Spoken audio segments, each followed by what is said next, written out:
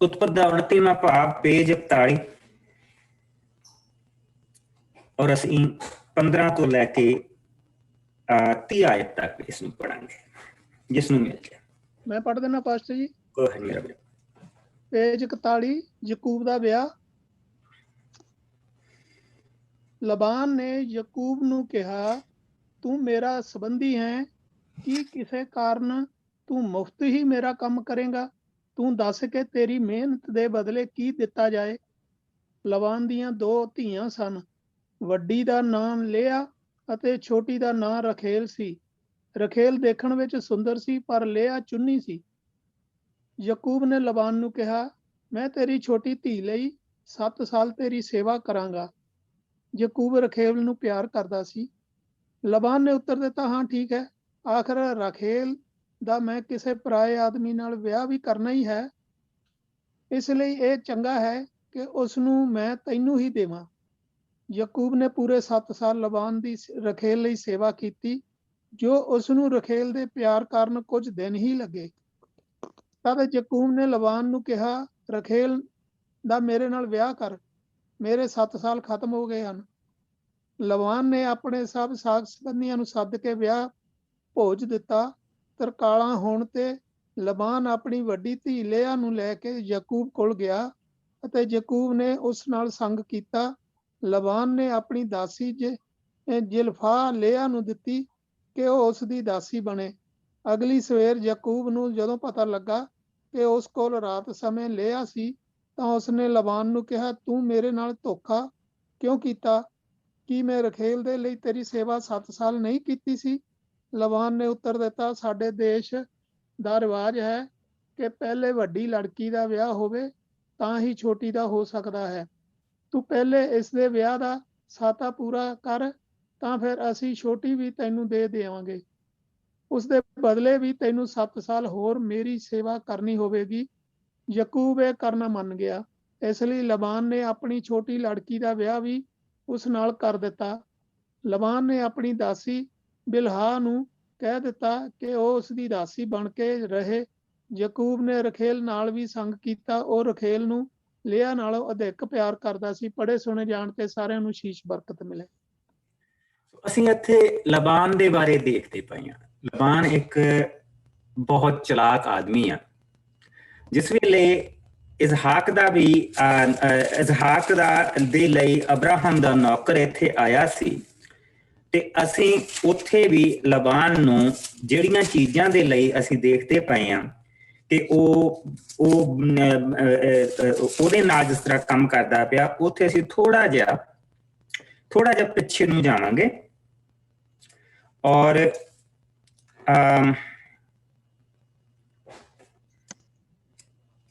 ਅਸੀਂ ਜਾਵਾਂਗੇ 24ਵੇਂ ਭਾਵ ਦੇ ਵਿੱਚ। 24ਵੇਂ ਭਾਵ ਦੇ ਵਿੱਚ ਜਾਵਾਂਗੇ ਔਰ ਅਸੀਂ ਇੱਥੇ 28 ਆਇਤ ਤੋਂ ਲੈ ਕੇ ਤੇ ਅਸੀਂ ਦੇਖਾਂਗੇ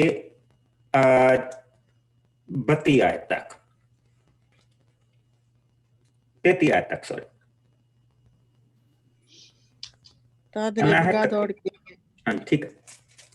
ਤਦ ਰਿਬਕਾ ਦੌੜ ਕੇ ਗਈ ਅਤੇ ਆਪਣੇ ਘਰ ਦੇ ਲੋਕਾਂ ਨੂੰ ਇਹ ਸਭ ਗੱਲਾਂ ਦਸੀਆਂ। ਰਿਬਕਾ ਦੇ ਇੱਕ ਭਰਾ ਦਾ ਨਾਂ ਲਾਬਾਨ ਸੀ ਜੋ ਦੌੜ ਕੇ ਖੂਹ ਤੇ ਉਸ ਆਦਮੀ ਕੋਲ ਗਿਆ। ਲਾਬਾਨ ਨੇ ਆਪਣੀ ਭੈਣ ਦੇ ਨੱਕ ਵਿੱਚ ਸੋਨੇ ਦੀ ਨੱਥ ਅਤੇ ਹੱਥੀਂ ਕੜੇ ਦੇਖੇ ਸਨ। ਉਸਨੇ ਆਪਣੀ ਭੈਣ ਦੇ ਇਹ ਸ਼ਬਦ ਵੀ ਸੁਣੇ ਸਨ, ਉਸ ਆਦਮੀ ਨੇ ਮੈਨੂੰ ਇਹ ਸ਼ਬਦ ਕਹੇ। ਇਸ ਲਈ ਲਾਬਾਨ ਸਿੱਧਾ ਉਸ ਆਦਮੀ ਕੋਲ ਗਿਆ ਜੋ ਖੂਹ ਦੇ ਕੋਲ ਖੜਾ ਸੀ। ਲਾਬਾਨ ਨੇ ਉਸ ਨੌਕਰ ਨੂੰ ਕਿਹਾ, ਪ੍ਰਭੂ ਦੇ ਪਿਆਰੇ ਜਨ, ਤੁਸੀਂ ਇੱਥੇ ਬਾਹਰ ਕਿਉਂ ਖੜੇ ਹੋ? ਕਿਰਪਾ ਕਰਕੇ ਘਰ ਆਓ, ਮੈਂ ਤੁਹਾਡੇ ਲਈ ਤੇ ਤੁਹਾਡੇ ਊਠਾਂ ਲਈ ਆਪਣੇ ਘਰ ਵਿੱਚ ਥਾਂ ਤਿਆਰ ਕੀਤੀ ਹੈ। ਲਾਬਾਨ ਨੇ ਘਰ ਪਹੁੰਚ ਕੇ ਅਬਰਾਹਮ ਦੇ ਨੌਕਰ ਦੇ ਊਠਾਂ ਤੋਂ ਸਮਾਨ ਲਾ ਕੇ ਉਹਨਾਂ ਨੂੰ ਚਾਰਾ ਪਾਇਆ। ਉਸਨੇ ਉਸ ਨੌਕਰ ਅਤੇ ਉਸਦੇ ਸਾਥੀਆਂ ਦੇ ਪੈਰ ਧੋਣ ਲਈ ਵੀ ਪਾਣੀ ਉਹਨਾਂ ਨੂੰ ਦਿੱਤਾ। ਫਿਰ ਲਾਬਾਨ ਨੇ ਉਹਨਾਂ ਦੇ ਅੱਗੇ ਭੋਜਨ ਪਰੋਸਿਆ, ਪਰ ਉਸ ਨੌਕਰ ਨੇ ਕਿਹਾ, ਮੈਂ ਉਸ ਸਮੇਂ ਤੱਕ ਭੋਜਨ ਨਹੀਂ ਕਰਾਂਗਾ ਜਦੋਂ ਮੈਂ ਆਪਣੀ ਗੱਲ ਤੁਹਾਨੂੰ ਨਹੀਂ ਦੱਸ ਲਵਾਂਗਾ। ਲਾਬਾਨ ਨੇ ਕਿਹਾ, ਜੀ ਸਦਕੇ ਕਹੋ। ਆਮੀਨ। ਲਾਬਾਨ ਨੇ ਕਿਹੜੀ ਚੀਜ਼ ਦੇਖੀ ਆ ਜਿਹੜਾ ਉਸਨੇ ਨੌਕਰ ਦੀ ਜਾ ਕੇ ਇੰਨੀ ਸੇਵਾ ਕੀਤੀ ਆ? ਉਸਨੇ ਆਪਣੀ ਭੈਣ ਦੇ ਨੱਕ ਦੇ ਵਿੱਚ ਸੋਨੇ ਦੀ ਨੱਥ ਔਰ ਉਹਦਿਆਂ ਹੱਥਾਂ ਦੇ ਵਿੱਚ ਕੜੇ ਦੇਖੇ ਆ। That is it. ਔਰ ਅੱਗੇ ਜਾ ਕੇ ਅਸੀਂ ਦੇਖਦੇ ਹਾਂ ਕਿ ਉਸਨੇ ਲਬਾਨ ਨੂੰ ਉਸਨੇ ਬਹੁਤ ਸਾਰੇ ਹੋਰ ਚੀਜ਼ਾਂ ਵੀ ਦਿੱਤੀਆਂ। ਉਹਨੂੰ ਜਿਹੜੀ ਡਾਬਰੀ ਉਹਦੇ ਲਈ ਲੈ ਕੇ ਆ, ਜੋ ਦਹੇਜ ਅਸੀਂ ਜਿੱਦਾਂ ਸਾਡੇ ਹਿੰਦੁਸਤਾਨ 'ਚ ਕੁੜੀਆਂ ਵਾਲੇ ਦਹੇਜ ਦਿੰਦੇ ਆ, ਲੇਕਿਨ ਜਿਹੜਾ ਇਜ਼ਰਾਈਲ ਦਾ ਕਲਚਰ ਆ ਉਹਦੇ ਵਿੱਚ ਉਸ ਕੁੜੀ ਦੇ ਬਾਪ ਨੂੰ ਦਿੱਤਾ ਜਾਂਦਾ। ਇਹ ਉੱਥੇ ਦਾ ਕਲਚਰ ਕਿ ਤੁਸੀਂ ਉਸ ਘਰ ਦਾ ਜਨ ਲੈ ਕੇ ਚੱਲੇ, ਸੋ ਇਸ ਕਰਕੇ ਤੁਸੀਂ ਉਹਨਾਂ ਨੂੰ ਗਿਫਟ ਦਿੰਦੇ ਆ। ਔਰ ਇਹ ਜਿਹੜੀ ਚੀਜ਼ ਆ ਇੱਥੇ ਅਸੀਂ ਦੇਖਦੇ ਪਏ ਆ, ਉਹਦੇ ਅੰਦਰ ਗਰੀਡ ਆ, ਉਹ ਲਾਲਚੀ ਬੰਦਾ ਆ। ਸੋ ਜਿਸ ਵੇਲੇ ਉਸਨੇ ਦੇਖਿਆ ਕਿ ਇਹਦੇ ਨਾਲ ਜਦੋਂ ਦਾ ਇਹ ਆਇਆ ਮੇਰੇ ਘਰ ਦੇ ਵਿੱਚ ਬਹੁਤ ਬਰਕਤ ਆਈ ਆ, ਤਾਂ ਉਸਨੇ ਇਸ ਕਰਕੇ ਉਹਨੂੰ 7 ਸਾਲ ਹੋਰ ਫਸਾਉਣ ਦੇ ਲਈ ਉਸਨੇ ਇਹ ਕੰਮ ਕੀਤਾ। ਸੋ ਮੇਰਾ ਖਿਆਲ, ਮੈਂ ਤੁਹਾਨੂੰ ਲਾਸਟ ਟਾਈਮ ਦੱਸਿਆ ਕਿ ਨਹੀਂ ਦੱਸਿਆ, ਲੇਕਿਨ ਇੱਥੇ ਅਸੀਂ 20ਵੀਂ ਆਇਤ ਦੇ ਵਿੱਚ ਮਸੀਹ ਦੇ ਆਉਣ ਤੋਂ 1730 ਸਾਲ ਤੇ ਆ ਗਏ।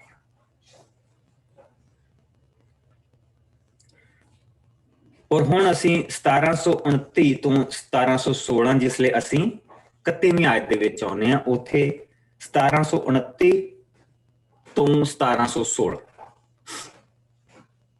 ਇਹਨਾਂ 13 ਸਾਲਾਂ ਦੇ ਵਿੱਚ ਹੁਣ ਬੱਚੇ ਆਉਣੇ ਇਹਨਾਂ ਦੇ ਘਰ। 12 ਬੱਚੇ ਹੋਣੇ ਆ, 11 ਬੇਟੇ, 1 ਬੇਟੀ। ਸੋ ਆਓ ਅਸੀਂ 31 ਆਇਤ ਤੋਂ ਲੈ ਕੇ ਇਸ ਨੂੰ let's finish this chapter. ਮੈਂ ਪੜ੍ਹਨਾ ਪਾਸ਼ਾ ਜੀ। ਯਾਕੂਬ ਦੇ ਘਰ ਸੰਤਾਨ ਦਾ ਆਉਣਾ। ਪ੍ਰਭੂ ਨੇ ਦੇਖਿਆ ਕਿ ਲਿਆ ਘਿਰਣਾ ਦਾ ਪਾਤਰ ਹੈ, ਤਾਂ ਉਸਨੇ ਲਿਆ ਦੀ ਕੁੱਖ ਖੋਲ ਦਿੱਤੀ, ਪਰ ਰਾਖੇਲ ਬਾਂਝ ਹੀ ਰਹੀ। ਲਿਆ ਗਰਭਵਤੀ ਹੋਈ ਅਤੇ ਉਸਨੇ ਇੱਕ ਪੁੱਤਰ ਨੂੰ ਜਨਮ ਦਿੱਤਾ, ਜਿਸ ਦਾ ਨਾਂ ਉਸਨੇ ਰੂਬੇਨ ਇਹ ਕਹਿ ਕੇ ਰੱਖਿਆ, ਪ੍ਰਭੂ ਨੇ ਮੇਰੇ ਦੁੱਖ ਨੂੰ ਦੇਖਿਆ ਹੈ, ਇਸ ਲਈ ਮੇਰਾ ਪਤੀ ਹੁਣ ਮੈਨੂੰ ਪਿਆਰ ਕਰੇਗਾ। ਉਹ ਫਿਰ ਗਰਭਵਤੀ ਹੋਈ ਅਤੇ ਉਸਨੇ ਆਪਣੇ ਦੂਜੇ ਪੁੱਤਰ ਨੂੰ ਜਨਮ ਦਿੱਤਾ, ਜਿਸ ਦਾ ਨਾਂ ਉਸਨੇ ਸ਼ਮੌਨ ਇਹ ਕਹਿ ਕੇ ਰੱਖਿਆ, ਪ੍ਰਭੂ ਨੇ ਮੈਨੂੰ ਇਹ ਪੁੱਤਰ ਦਿੱਤਾ ਕਿਉਂਕਿ ਉਸਨੇ ਮੇਰੇ ਨਾਲ ਹੋਣ ਵਾਲੀ ਘਿਰਣਾ ਬਾਰੇ ਸੁਣਿਆ ਹੈ। ਲਿਆ ਫਿਰ ਗਰਭਵਤੀ ਹੋਈ, ਉਸਨੇ ਆਪਣੇ ਤੀਜੇ ਪੁੱਤਰ ਨੂੰ ਜਨਮ ਦਿੱਤਾ, ਉਸਨੇ ਉਸਦਾ ਨਾਮ ਲੇਵੀ ਇਹ ਕਹਿ ਕੇ ਰੱਖਿਆ, ਮੈਂ ਆਪਣੇ ਪਤੀ ਲਈ 3 ਪੁੱਤਰ ਜੰਮੇ ਹਨ, ਇਸ ਲਈ ਉਹ ਹੁਣ ਮੇਰੇ ਨਾਲ ਜੁੜਿਆ ਰਹੇਗਾ। ਉਹ ਫਿਰ ਗਰਭਵਤੀ ਹੋਈ ਅਤੇ ਉਸਨੇ ਆਪਣੇ ਚੌਥੇ ਪੁੱਤਰ ਨੂੰ ਜਨਮ ਦਿੱਤਾ, ਉਸਨੇ ਉਸਦਾ ਨਾਂ ਯਹੂਦਾ ਇਹ ਕਹਿ ਕੇ ਰੱਖਿਆ, ਇਸ ਵਾਰ ਮੈਂ ਪ੍ਰਭੂ ਦੀ ਮਹਿਮਾ ਕਰਦੀ ਹਾਂ। ਇਸ ਦੇ ਪਿੱਛੋਂ ਉਸਦੇ ਸੰਤਾਨ ਹੋਣਾ ਬੰਦ ਹੋ ਗਈ। ਸੋ ਹੁਣ ਉਸਦੇ 4 ਪੁੱਤਰ ਉਸਦੇ ਹੋਏ ਆ। ਸਭ ਤੋਂ ਪਹਿਲਾਂ ਜਿਹੜਾ ਰੂਬੇਨ ਉਸਦੇ ਘਰ ਪੈਦਾ ਹੋਇਆ, ਲੇਕਿਨ ਤੁਸੀਂ ਇੱਕ ਚੀਜ਼ ਦੇਖੋ ਕਿ ਉਹ ਜਿਸ ਚੀਜ਼ ਦੇ ਲਈ ਤਰਸਦੀ ਪਈ ਆ, ਪ੍ਰਭੂ ਨੇ ਉਹਦਾ ਸਾਥ ਦਿੱਤਾ। ਔਰ ਸਾਨੂੰ ਪਤਾ ਆ ਕਿ ਜਿਹੜਾ ਚੌਥਾ ਪੁੱਤਰ ਜਿਹਦਾ ਨਾਂ ਉਸਨੇ ਮਹਿਮਾ ਰੱਖਿਆ ਹੈ, ਇਹਦੇ ਰਾਹੀਂ ਅੱਜ ਯਹੂਦੀ ਖੋਂਦੇ, ਯਹੂਦਾ ਦੇ ਕਰਕੇ ਉਹ ਯਹੂਦੀ ਖੋਂਦੇ। ਜੇ ਅਸੀਂ ਇੱਥੇ ਦੇਖਦੇ ਹਾਂ ਕਿ ਜੇ ਯਾਕੂਬ ਨੇ ਉਹਦੇ ਨਾਲ ਪੱਖਪਾਤ ਕੀਤਾ, ਤਾਂ ਪ੍ਰਭੂ ਨੇ ਦੇਖੋ ਕਿਸ ਤਰ੍ਹਾਂ ਉਸ ਔਰਤ ਨੂੰ ਬਰਕਤ ਦਿੱਤੀ, ਕਿਉਂਕਿ ਪ੍ਰਭੂ ਸਾਡਾ ਕਿਸੇ ਦੇ ਨਾਲ ਪੱਖਪਾਤ ਨਹੀਂ ਹੁੰਦਾ। ਔਰ ਜਿਹੜੇ ਬੰਦੇ ਨਾਲ ਪੱਖਪਾਤ ਹੋ ਰਿਹਾ ਹੋਵੇ, ਉਹ ਜਾ ਕੇ ਉਹਦੇ ਨਾਲ ਆਪ ਖੜਾ ਹੋ ਜਾਵੇ। ਇੱਥੇ ਪ੍ਰਭੂ ਦੀ ਅਸੀਂ ਇਹੀ ਬਰਕਤ ਦੇਖਦੇ।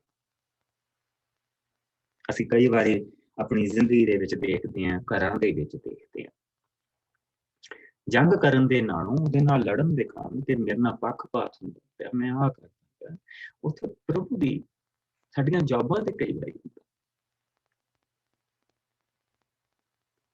ਪ੍ਰਭੂ ਨੂੰ ਕਹੋ ਕਿ ਤੂੰ ਮੇਰੇ ਨਾਲ ਆ ਕੇ ਖੜਾ। ਦੇਖੋ ਕਿਸ ਤਰ੍ਹਾਂ ਸਾਰਾ ਕੁਝ ਚੇਂਜ ਕਰਦਾ, ਕਿੱਦਾਂ ਉਹ ਚੀਜ਼ਾਂ ਬਦਲ ਦਿੰਦਾ, ਆਪਣੇ ਲੋਕਾਂ ਦੇ ਲਈ ਰਾਜਿਆਂ ਨੂੰ ਬਦਲ ਦਿੰਦਾ। ਇਹ ਆ ਪ੍ਰਭੂ ਦੀ ਰਹਿਮਤ।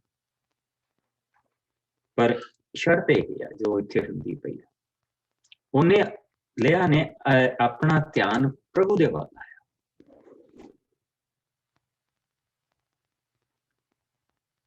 ਔਰ ਅਸੀਂ ਲਿਆ ਦੇ ਵਿੱਚ ਔਰ ਰੇਚਲ ਦੇ ਵਿੱਚ ਇੱਕ ਖਾਸ ਫਰਕ ਵੀ ਦੇਖਣਾ। ਹਾਂ ਜੀ, ਲਿਆ ਪ੍ਰਭੂ ਨੂੰ ਪਿਆਰ ਕਰਦੀ ਔਰ ਪ੍ਰਭੂ ਉਹਨੂੰ ਬਰਕਤ ਦੇ ਰਿਹਾ। ਬੇਸ਼ੱਕ ਉਹਦਾ ਪਤੀ ਉਸਦੇ ਨਾਲ ਪੱਖਪਾਤ ਕਰਦਾ ਹੈ। ਇਸ ਪ੍ਰਭੂ ਦੇ ਕੋਲ ਅਸੀਂ ਇਸ ਨੂੰ ਅਸੀਂ ਆਪਣਾ ਪ੍ਰਭੂ ਕਹਿੰਦੇ ਹਾਂ। ਇਸ ਨੂੰ ਅਸੀਂ ਆਪਣਾ ਪਰਮੇਸ਼ਰ ਕਹਿੰਦੇ ਹਾਂ, ਜਿਉਂਦਾ ਪਰਮੇਸ਼ਰ। ਹੁਣ ਆਓ ਅਸੀਂ ਬੇਸਿਕਲੀ ਅਗਲੇ ਵੀ ਹਿੱਸੇ ਦੇ ਵਿੱਚ ਵੀ ਹੁਣ ਇਹਨਾਂ ਦੇ ਬੱਚਿਆਂ ਦੀ ਗੱਲ ਹੀ ਆਉਣੀ ਆ। ਸੋ ਆਓ ਅਸੀਂ ਦੋ ਹਿੱਸਿਆਂ ਦੇ ਵਿੱਚ ਪੜ੍ਹਦੇ ਹਾਂ। ਪਹਿਲਾਂ ਅਸੀਂ 1 ਤੋਂ ਲੈ ਕੇ 14 ਤੱਕ ਪੜਾਂਗੇ।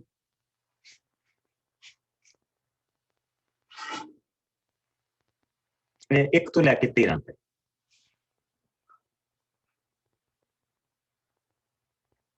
ਆ ਜਾਓ, ਜਿਸ ਨੂੰ ਮਿਲ ਜਾਏ। ਮੈਂ ਪੜ੍ਹ ਦਿੰਦਾ ਜੀ। ਦੇਖਿਆ ਕਿ ਉਹ ਆਪਣੇ ਪਤੀ ਯਾਕੂਬ ਲਈ ਕੋਈ ਸੰਤਾਨ ਪੈਦਾ ਨਹੀਂ ਕਰ ਸਕਦੀ ਹੈ। ਉਹ ਆਪਣੀ ਭੈਣ ਲਿਆ ਨਾਲ ਈਰਖਾ ਕਰਨ ਲੱਗੀ। ਉਸਨੇ ਯਾਕੂਬ ਨੂੰ ਕਿਹਾ, ਮੈਨੂੰ ਸੰਤਾਨ ਦੇ, ਨਹੀਂ ਤਾਂ ਮੈਂ ਮਰ ਜਾਵਾਂਗੀ। ਇਸ ਤੇ ਯਾਕੂਬ ਦਾ ਰਾਖੇਲ ਦੇ ਵਿਰੁੱਧ ਗੁੱਸਾ ਭੜਕ ਉੱਠਿਆ। ਉਹ ਬੋਲਿਆ, ਕੀ ਮੈਂ ਪਰਮੇਸ਼ਰ ਹਾਂ ਜਿਸ ਨੇ ਤੈਨੂੰ ਬਾਂਝ ਬਣਾਇਆ ਹੈ? ਰਾਖੇਲ ਨੇ ਯਾਕੂਬ ਨੂੰ ਕਿਹਾ, ਮੈਂ ਤੈਨੂੰ ਆਪਣੀ ਦਾਸੀ ਦਿੰਦੀ ਹਾਂ, ਤੂੰ ਉਸ ਨਾਲ ਸੰਗ ਕਰ, ਹੋ ਸਕਦਾ ਹੈ ਉਹ ਮੇਰੇ ਲਈ ਸੰਤਾਨ ਪੈਦਾ ਕਰੇ ਅਤੇ ਮੈਂ ਉਸ ਦੁਆਰਾ ਹੀ ਮਾਂ ਬਣ ਸਕਾਂ। ਸੋ ਉਸਨੇ ਆਪਣੀ ਦਾਸੀ ਬਿਲਹਾ ਨੂੰ ਪਤਨੀ ਦੇ ਤੌਰ ਤੇ ਯਾਕੂਬ ਨੂੰ ਦਿੱਤਾ ਅਤੇ ਯਾਕੂਬ ਨੇ ਉਸ ਨਾਲ ਸੰਗ ਕੀਤਾ। ਬਿਲਹਾ ਗਰਭਵਤੀ ਹੋ ਗਈ ਅਤੇ ਉਸਨੇ ਇੱਕ ਪੁੱਤਰ ਨੂੰ ਜਨਮ ਦਿੱਤਾ। ਇਸ ਤੇ ਰਾਖੇਲ ਨੇ ਕਿਹਾ, ਪਰਮੇਸ਼ਵਰ ਨੇ ਨਿਆਂ ਕੀਤਾ ਹੈ ਅਤੇ ਮੇਰੀ ਆਵਾਜ਼ ਸੁਣੀ ਹੈ। ਉਸਨੇ ਮੈਨੂੰ ਇਹ ਪੁੱਤਰ ਦਿੱਤਾ ਹੈ। ਰਾਖੇਲ ਨੇ ਉਸਦਾ ਨਾਮ ਦਾਨ ਰੱਖਿਆ। ਰਾਖੇਲ ਦੀ ਦਾਸੀ ਬਿਲਹਾ ਫਿਰ ਗਰਭਵਤੀ ਹੋਈ ਅਤੇ ਉਸਨੇ ਇੱਕ ਹੋਰ ਪੁੱਤਰ ਨੂੰ ਜਨਮ ਦਿੱਤਾ। ਰਾਖੇਲ ਨੇ ਇਸ ਤੇ ਕਿਹਾ, ਮੈਂ ਆਪਣੀ ਭੈਣ ਦੇ ਵਿਰੁੱਧ ਵੱਡਾ ਘੋਲ ਘੁਲਿਆ ਹੈ ਅਤੇ ਜਿੱਤ ਗਈ ਹਾਂ। ਇਸ ਲਈ ਉਸਨੇ ਉਸਦਾ ਨਾਮ ਨਫਤਾਲੀ ਰੱਖਿਆ। ਲਿਆ ਨੇ ਦੇਖਿਆ ਕਿ ਉਹ ਹੁਣ ਆਪ ਸੰਤਾਨ ਪੈਦਾ ਨਹੀਂ ਕਰ ਸਕਦੀ ਹੈ, ਤਾਂ ਉਸਨੇ ਆਪਣੀ ਦਾਸੀ ਜਲਫਾ ਨੂੰ ਪਤਨੀ ਦੇ ਤੌਰ ਤੇ ਯਾਕੂਬ ਨੂੰ ਦਿੱਤਾ। ਲਿਆ ਦੀ ਦਾਸੀ ਜਲਫਾ ਨੇ ਵੀ ਇੱਕ ਪੁੱਤਰ ਨੂੰ ਜਨਮ ਦਿੱਤਾ, ਜਿਸ ਤੇ ਲਿਆ ਨੇ ਕਿਹਾ, ਮੈਂ ਕਿਸਮਤ ਵਾਲੀ ਹਾਂ। ਇਸ ਲਈ ਉਸਨੇ ਉਸਦਾ ਨਾਮ ਗਾਦ ਰੱਖਿਆ। ਲਿਆ ਦੀ ਦਾਸੀ ਜਲਫਾ ਨੇ ਇੱਕ ਹੋਰ ਪੁੱਤਰ ਨੂੰ ਜਨਮ ਦਿੱਤਾ। ਲਿਆ ਨੇ ਕਿਹਾ, ਮੈਂ ਖੁਸ਼ ਹਾਂ, ਔਰਤਾਂ ਮੈਨੂੰ ਖੁਸ਼ ਔਰਤ ਕਹਿਣਗੀਆਂ। ਇਸ ਲਈ ਉਸਨੇ ਉਸਦਾ ਨਾਮ ਆਸ਼ੇਰ ਰੱਖਿਆ। ਆਮੀਨ। ਹੁਣ ਅਸੀਂ ਕੀ ਦੇਖਦੇ ਪਏ ਹਾਂ? ਅਸੀਂ ਉਹੀ ਗਲਤੀ ਦੁਹਰਾ ਹੁੰਦੀ ਦੇਖਦੇ ਪਏ ਹਾਂ ਜੋ ਸਾਰਾ ਨੇ ਕੀਤੀ ਸੀ। ਲੇਕਿਨ ਪ੍ਰਭੂ ਨੇ ਇੱਥੇ ਇੱਕ ਬੜਾ ਮਹਾਨ ਕੰਮ ਕੀਤਾ। ਪ੍ਰਭੂ ਨੇ, ਅਗਰ ਤੁਸੀਂ ਧਿਆਨ ਦੇ ਨਾਲ ਦੇਖੋ, ਤੇ ਜਿਹੜਾ ਇਜ਼ਰਾਈਲ ਦਾ ਘਰਾਨਾ ਹੁਣ ਗਾਂਹ ਜਾ ਕੇ ਬਣਨਾ, ਉਹ ਚ ਸਿਰਫ ਰੇਚਲ ਦੇ ਬੱਚੇ ਨਹੀਂ ਹੋਣੇ, ਉਹਦੇ ਵਿੱਚ ਸਿਰਫ ਲਿਆ ਦੇ ਬੱਚੇ ਨਹੀਂ ਹੋਣੇ, ਉਸ ਦੇ ਵਿੱਚ ਉਹ ਦਾਸੀਆਂ ਦੇ ਬੱਚੇ। ਸੋ ਪ੍ਰਭੂ ਨੇ ਜਿਸ ਵੇਲੇ ਇਜ਼ਰਾਈਲ ਦਾ ਘਰਾਨਾ, ਯਾਕੂਬ ਦੇ ਘਰਾਨੇ ਤੋਂ ਹੁਣ ਕੌਮ ਬਣਨੀ, ਉਸ ਕੌਮ ਦੇ ਵਿੱਚ ਅਸੀਂ ਦੇਖਦੇ ਪਏ ਹਾਂ ਕਿ ਪ੍ਰਭੂ ਨੇ ਆਲਰੇਡੀ 2 ਦਾਸੀਆਂ ਆ ਜਿਨ੍ਹਾਂ ਤੋਂ ਉਹ ਬੱਚੇ ਪੈਦਾ ਹੋਏ ਆ ਔਰ ਜਿਨ੍ਹਾਂ ਨੂੰ ਬਰਾਬਰ ਹੱਕ ਮਿਲ, ਜਿਨ੍ਹਾਂ ਨੂੰ ਬਰਾਬਰ ਹੱਕ ਮਿਲ। ਔਰ ਜਿਸ ਲਈ ਅਸੀਂ ਇੱਥੇ ਦੇਖਦੇ ਪਏ ਹਾਂ ਕਿ ਦੇਖੋ, ਰਾਖੇਲ ਦਾ ਵਿਸ਼ਵਾਸ ਤੇ ਲਿਆ ਦਾ ਵਿਸ਼ਵਾਸ,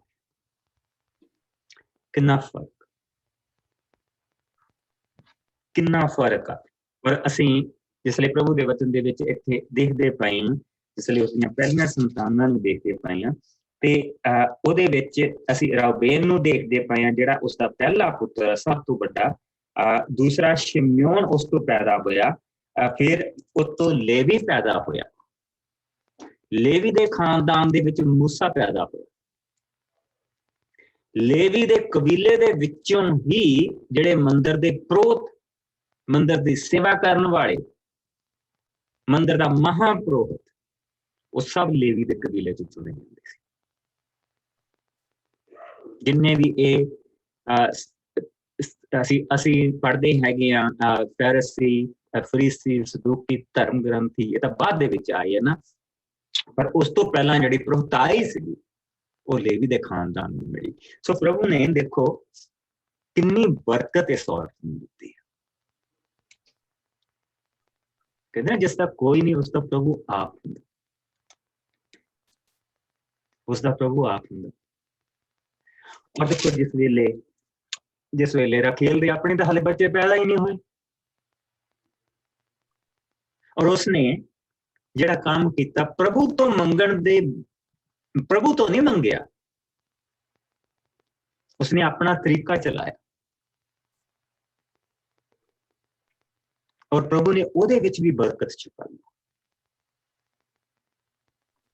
ਉਹਦੇ ਵਿੱਚ ਬਰਕਤ ਉਸ ਦਾਸੀ ਦੇ ਲਈ ਛੁਪਾਈ। ਸੋ ਉਸ ਦਾਸੀ ਤੋਂ ਅਸੀਂ ਇਹ ਦੇਖਦੇ ਪਏ ਹਾਂ ਕਿ ਬਿਲਹਾ ਨੂੰ ਆਪਣੀ ਦਾਸੀ ਨੂੰ ਪਤਨੀ ਹੋਣ ਤੇ ਯਾਕੂਬ ਨੂੰ ਦਿੱਤਾ। ਯਾਕੂਬ ਨੇ ਉਸਦੇ ਨਾਲ ਸੰਗ ਕੀਤਾ, ਬਿਲਹਾ ਗਰਭਵਤੀ ਹੋਈ ਅਤੇ ਉਸਨੇ ਇੱਕ ਪੁੱਤਰ ਨੂੰ ਜਨਮ ਦਿੱਤਾ। ਇਸ ਤੇ ਰਾਖੇਲ ਨੇ ਕਿਹਾ ਪਰਮੇਸ਼ਰ ਨੇ ਨਿਆਂ ਕੀਤਾ ਹੈ। ਦੱਸ ਉਹਨੇ ਤੇਰਾ ਕੀ ਵਿਗਾੜਿਆ ਸੀ ਵਿਚਾਰੀ ਨੇ? ਅਨਿਆਂ ਤਾਂ ਉਹਦੇ ਨਾਲ ਹੋਇਆ, ਤੇਰੇ ਨਾਲ ਥੋੜਾ ਹੋਇਆ। ਤੈਨੂੰ ਤਾਂ ਤੇਰਾ ਪਤੀ ਪਿਆਰ ਕਰਦਾ, ਔਰ ਉਸਨੂੰ ਸਿਰਫ ਉਸਦੇ ਪਾਪ ਦੇ ਲਾਲਚ ਨੇ ਦੇਖੋ ਕਿੱਥੇ ਝੋਂਕ ਦਿੱਤਾ, ਕਿਹੜੀ ਅੱਗ ਦੇ ਵਿੱਚ ਝੋਂਕ ਦਿੱਤਾ। ਲੇਕਿਨ ਪ੍ਰਭੂ ਕਿਸੇ ਦੇ ਨਾਲ ਪੱਖਪਾਤ ਨਹੀਂ ਹੋਣ ਦਿੰਦਾ। ਇਹ ਸਭ ਤੋਂ ਵੱਡੀ ਚੀਜ਼ ਹੈ, ਇੱਥੋਂ ਅਸੀਂ ਜਿਹੜੀ ਸਭ ਤੋਂ ਵੱਡੀ ਚੀਜ਼ ਸਿੱਖ ਸਕਦੇ ਹਾਂ, ਸਾਡਾ ਪ੍ਰਭੂ ਕਿਸੇ ਦੇ ਨਾਲ ਪੱਖਪਾਤ ਨਹੀਂ। ਉਹ ਹਮੇਸ਼ਾ ਆਪਣੇ ਬੰਦਿਆਂ ਦਾ, ਜਿਹੜੇ ਉਹਦੇ ਤਾਲ ਅੱਖਾਂ ਚੁੱਕਦੇ ਆ, ਤਾਂ ਉਹਨਾਂ ਨੂੰ ਹਮੇਸ਼ਾ ਉਹ ਬਰਕਤ ਦਿੰਦਾ। ਸੋ ਫਿਰ ਉਸਨੇ ਫਿਰ ਅਸੀਂ ਦੇਖਦੇ ਪਏ ਹਾਂ ਕਿ ਹੁਣ ਉਸਦੇ ਕੋਲ 2 ਨਹੀਂ 4 ਪਤਨੀਆਂ ਆਈਆਂ, ਉਹਨਾਂ ਤੋਂ ਬੱਚੇ ਹੋ ਰਹੇ ਆ। ਔਰ ਰਖੇਲ ਨੇ ਉਸਦੇ ਲਈ ਦਾਨ ਹੋਇਆ, ਔਰ ਦਾਨ ਤੋਂ ਬਾਅਦ ਉਸਨੇ ਗਰਭਵਤੀ ਹੋਈ ਤੇ ਉਸਨੇ ਇੱਕ ਹੋਰ ਪੁੱਤਰ ਨੂੰ ਜਨਮ ਦਿੱਤਾ। ਰਖੇਲ ਨੇ ਕਿਹਾ ਮੈਂ ਆਪਣੀ ਭੈਣ ਦੇ ਦੁੱਧ ਘੁਲਿਆ ਹੈ ਤੇ ਜਿੱਤ ਗਈ ਹੈ, ਇਸ ਲਈ ਉਸਦਾ ਨਾਂ ਨਫਤਾਲੀ ਰੱਖਿਆ। ਲਿਆ ਨੇ ਦੇਖਿਆ ਕਿ ਹੁਣ ਉਹ ਆਪ ਸੰਤਾਨ ਪੈਦਾ ਨਹੀਂ ਕਰ ਸਕਦੀ, ਉਸਨੇ ਵੀ ਆਪਣੀ ਦਾਸੀ ਜਿਲਫਾ ਪਤਨੀ ਹੋਣ ਤੇ ਯਾਕੂਬ ਨੂੰ ਦਿੱਤਾ। ਲਿਆ ਦੀ ਦਾਸੀ ਜਿਲਫਾ ਤੋਂ ਇੱਕ ਪੁੱਤਰ ਨੇ ਜਨਮ ਲਿਆ। ਲਿਆ ਨੇ ਉਸ ਕਿਹਾ ਕਿ ਮੈਂ ਕਿਸਮਤ ਵਾਲੀ ਹਾਂ, ਇਸ ਲਈ ਉਸਨੇ ਉਸਦਾ ਨਾਂ ਗਾਦ ਰੱਖਿਆ। ਲਿਆ ਦੀ ਦਾਸੀ ਜਿਲਫਾ ਦੇ ਇੱਕ ਹੋਰ ਪੁੱਤਰ ਨੇ ਜਨਮ ਲਿਆ। ਲਿਆ ਨੇ ਕਿਹਾ ਮੈਂ ਖੁਸ਼ ਹਾਂ, ਔਰਤਾਂ ਮੈਨੂੰ ਖੁਸ਼ ਔਰਤ ਕਹਿਣਗੀਆਂ, ਇਸ ਲਈ ਉਸਨੇ ਉਸਦਾ ਨਾਮ ਆਸੇਰ ਰੱਖਿਆ। ਸੋ ਆਓ ਹੁਣ ਅਸੀਂ ਅੱਗੇ ਦੇਖੀਏ ਪ੍ਰਭੂ ਦੇ ਵਚਨ ਦੇ ਵਿੱਚੋਂ 14 ਆਇਤ ਤੋਂ ਲੈ ਕੇ 24 ਆਇਤ ਤੱਕ।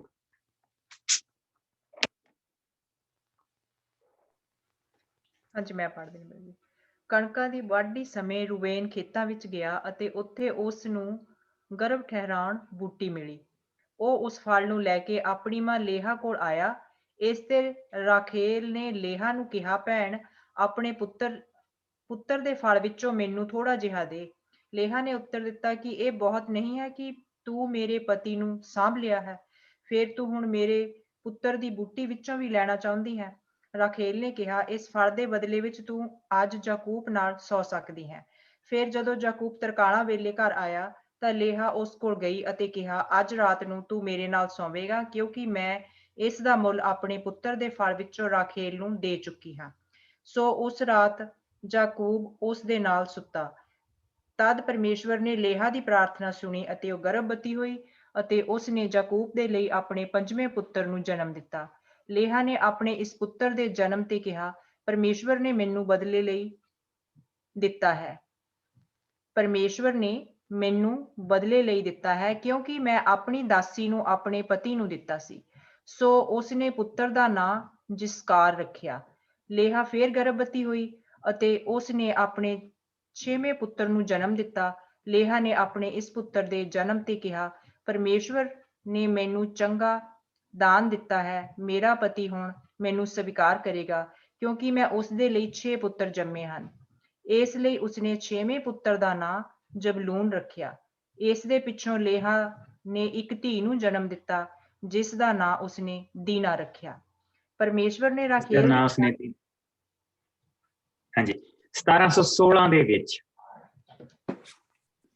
ਜਿਹੜੀ ਹੈਗੀ ਆ ਪ੍ਰਭੂ ਦੇ ਆਉਣ ਤੋਂ ਪਹਿਲਾਂ 1716 ਸਾਲ ਪਹਿਲਾਂ ਉਹਦੇ ਘਰ ਬੇਟੀ ਨੂੰ ਜਨਮ ਦਿਆ।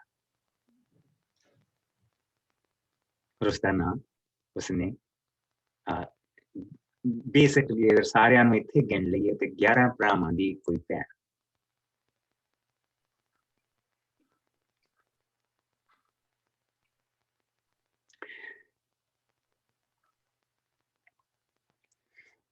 ਔਰ ਆਓ ਹੁਣ ਅਸੀਂ 22 ਤੋਂ 24 ਤੱਕ ਹੁਣ ਪਰਮੇਸ਼ਰ ਤੋਂ ਆਖਰੀ ਕਹੀ। ਹੁਣ ਅਸੀਂ ਵਚਨ ਚ ਦੇਖਣਾ ਕਿ ਹੁਣ ਉਹ ਪਰਮੇਸ਼ਰ ਕੋਲ ਗਏ। ਔਰ 22ਵੀਂ ਆਇਤ ਦੇ ਵਿੱਚ ਦੇਖੋ, ਪਰਮੇਸ਼ਰ ਨੇ ਰਾਖੇਲ ਦੀ ਪ੍ਰਾਰਥਨਾ ਵੀ ਸੁਣੀ। ਪਰਮੇਸ਼ਰ ਨੇ ਰਾਖੇਲ ਦੀ ਪ੍ਰਾਰਥਨਾ ਵੀ ਸੁਣੀ ਅਤੇ ਉਸਦੀ ਕੁੱਖ ਖੋਲ ਦਿੱਤੀ। ਇਸ ਤੇ ਉਹ ਗਰਭਵਤੀ ਹੋਈ ਤੇ ਉਸਨੇ ਇੱਕ ਪੁੱਤਰ ਨੂੰ ਜਨਮ ਦਿੱਤਾ। ਉਸਨੇ ਕਿਹਾ, ਪਰਮੇਸ਼ਰ ਨੇ ਮੇਰੀ ਸਾਰੀ ਸ਼ਰਮਿੰਦਗੀ ਦੂਰ ਕਰ ਦਿੱਤੀ। ਰਾਖੇਲ ਨੇ ਆਪਣੇ ਪੁੱਤਰ ਦਾ ਨਾਂ ਯੂਸਫ ਰੱਖਿਆ। ਇਹ ਕਹਿ ਕੇ ਰੱਖਿਆ, ਪ੍ਰਭੂ ਮੈਨੂੰ ਖੋਲ ਦੇ। ਪਰ ਧਿਆਨ ਦੇ ਨਾਲ ਦੇਖਿਆ ਜਾਵੇ ਤੇ ਭੈਣ ਤੋਂ ਮੰਗ ਕੇ ਲਿਆ। ਬੂਟੀ ਦੇ ਵਿੱਚ ਕੀ ਸੀਗਾ? ਬਹੁਤ ਸਾਰੇ ਲੋਕ ਇਸ ਬੂਟੀ ਨੂੰ ਲੱਭਦੇ ਫਿਰਦੇ ਆ। That is nothing. ਉਹ ਤਾਂ ਉਸ ਇਲਾਕੇ ਦੇ ਵਿੱਚ ਬੂਟੀ ਹੁੰਦੀ ਸੀ ਤਾਂ ਉਸ ਬੂਟੀ ਨੂੰ ਕਿਹਾ ਜਾਂਦਾ ਸੀ, ਉਹਦੇ ਫਲ ਨੂੰ ਕਿਹਾ ਜਾਂਦਾ ਸੀ। ਲੇਕਿਨ ਦੇਖਿਆ ਜਾਵੇ ਤੇ ਇਸ ਦੇ ਵਿੱਚ ਵੀ ਪ੍ਰਭੂ ਨੇ ਇੱਕ ਚੀਜ਼ ਛੁਪਾਈ ਸੀ ਕਿ ਉਸ ਨੂੰ ਆਪਣੀ ਭੈਣ ਤੋਂ ਮੰਗ ਕੇ ਸੰਤਾਨ ਲੈਣੀ ਪਈ।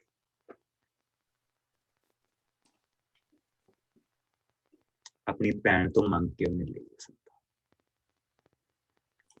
ਔਰ ਜਿਸਲੇ ਉਸਨੇ ਕਿਹਾ ਕਿ ਤੂੰ ਮੇਰਾ ਪਤੀ ਜਿਹੜਾ ਸਾਰਾ ਸਾਂਭ ਕੇ ਬੇਟੀ ਨੂੰ ਕਰੀ, ਤਾਂ ਉੱਥੇ ਉਸਨੂੰ ਇਹ ਚੀਜ਼ ਮੰਨਣੀ ਕਿ ਮੈਂ ਆਪਣੀ ਭੈਣ ਨੂੰ ਪਕੜ। ਤੁਸੀਂ ਦੇਖੋ ਪ੍ਰਭੂ ਕਿੱਦਾਂ ਕੰਮ ਕਰਦਾ, ਕਿੱਦਾਂ ਪ੍ਰਭੂ ਜ਼ਿੰਦਗੀਆਂ ਨੂੰ ਬਦਲਦਾ। ਪ੍ਰਭੂ ਨੇ ਉਹਦੀ ਜ਼ਿੰਦਗੀ ਬਦਲੀ। ਫਿਰ ਪ੍ਰਭੂ ਦੇ ਕੋਲ ਗਈ, ਫਿਰ ਪ੍ਰਭੂ ਦੇ ਕੋਲ ਉਸਨੇ ਪ੍ਰਾਰਥਨਾ ਕੀਤੀ। ਇਹ ਬੱਚਿਆਂ ਦੀ ਬੱਚਿਆਂ ਦੀ ਜਨਮ ਹੋਏ, ਬੜੇ ਇਸ ਦੇ ਵਿੱਚ ਬਹੁਤ ਕੁਛ ਇਹਨਾਂ ਦੇ ਨਾਲ ਕੌਮਾਂ ਪ੍ਰਭੂ ਨੇ ਚਲਾਉਣੀ। ਔਰ ਉਸਦੇ ਘਰ ਇਹ ਜਿਹੜੇ ਬੱਚੇ ਆ, ਇਹ ਇਸ ਵੇਲੇ 11 ਬੇਟੇ ਆ, ਇੱਕ ਬੇਟਾ। ਇਹ ਯੂਸਫ ਦੀ ਸੰਤਾਨ। ਔਰ ਪ੍ਰਭੂ ਦਾ ਕਿੰਨਾ ਸ਼ੁਕਰ ਆ ਜਿਹੜਾ ਅਸੀਂ ਇਹ ਇੱਥੇ ਦੇਖਦੇ ਪਏ।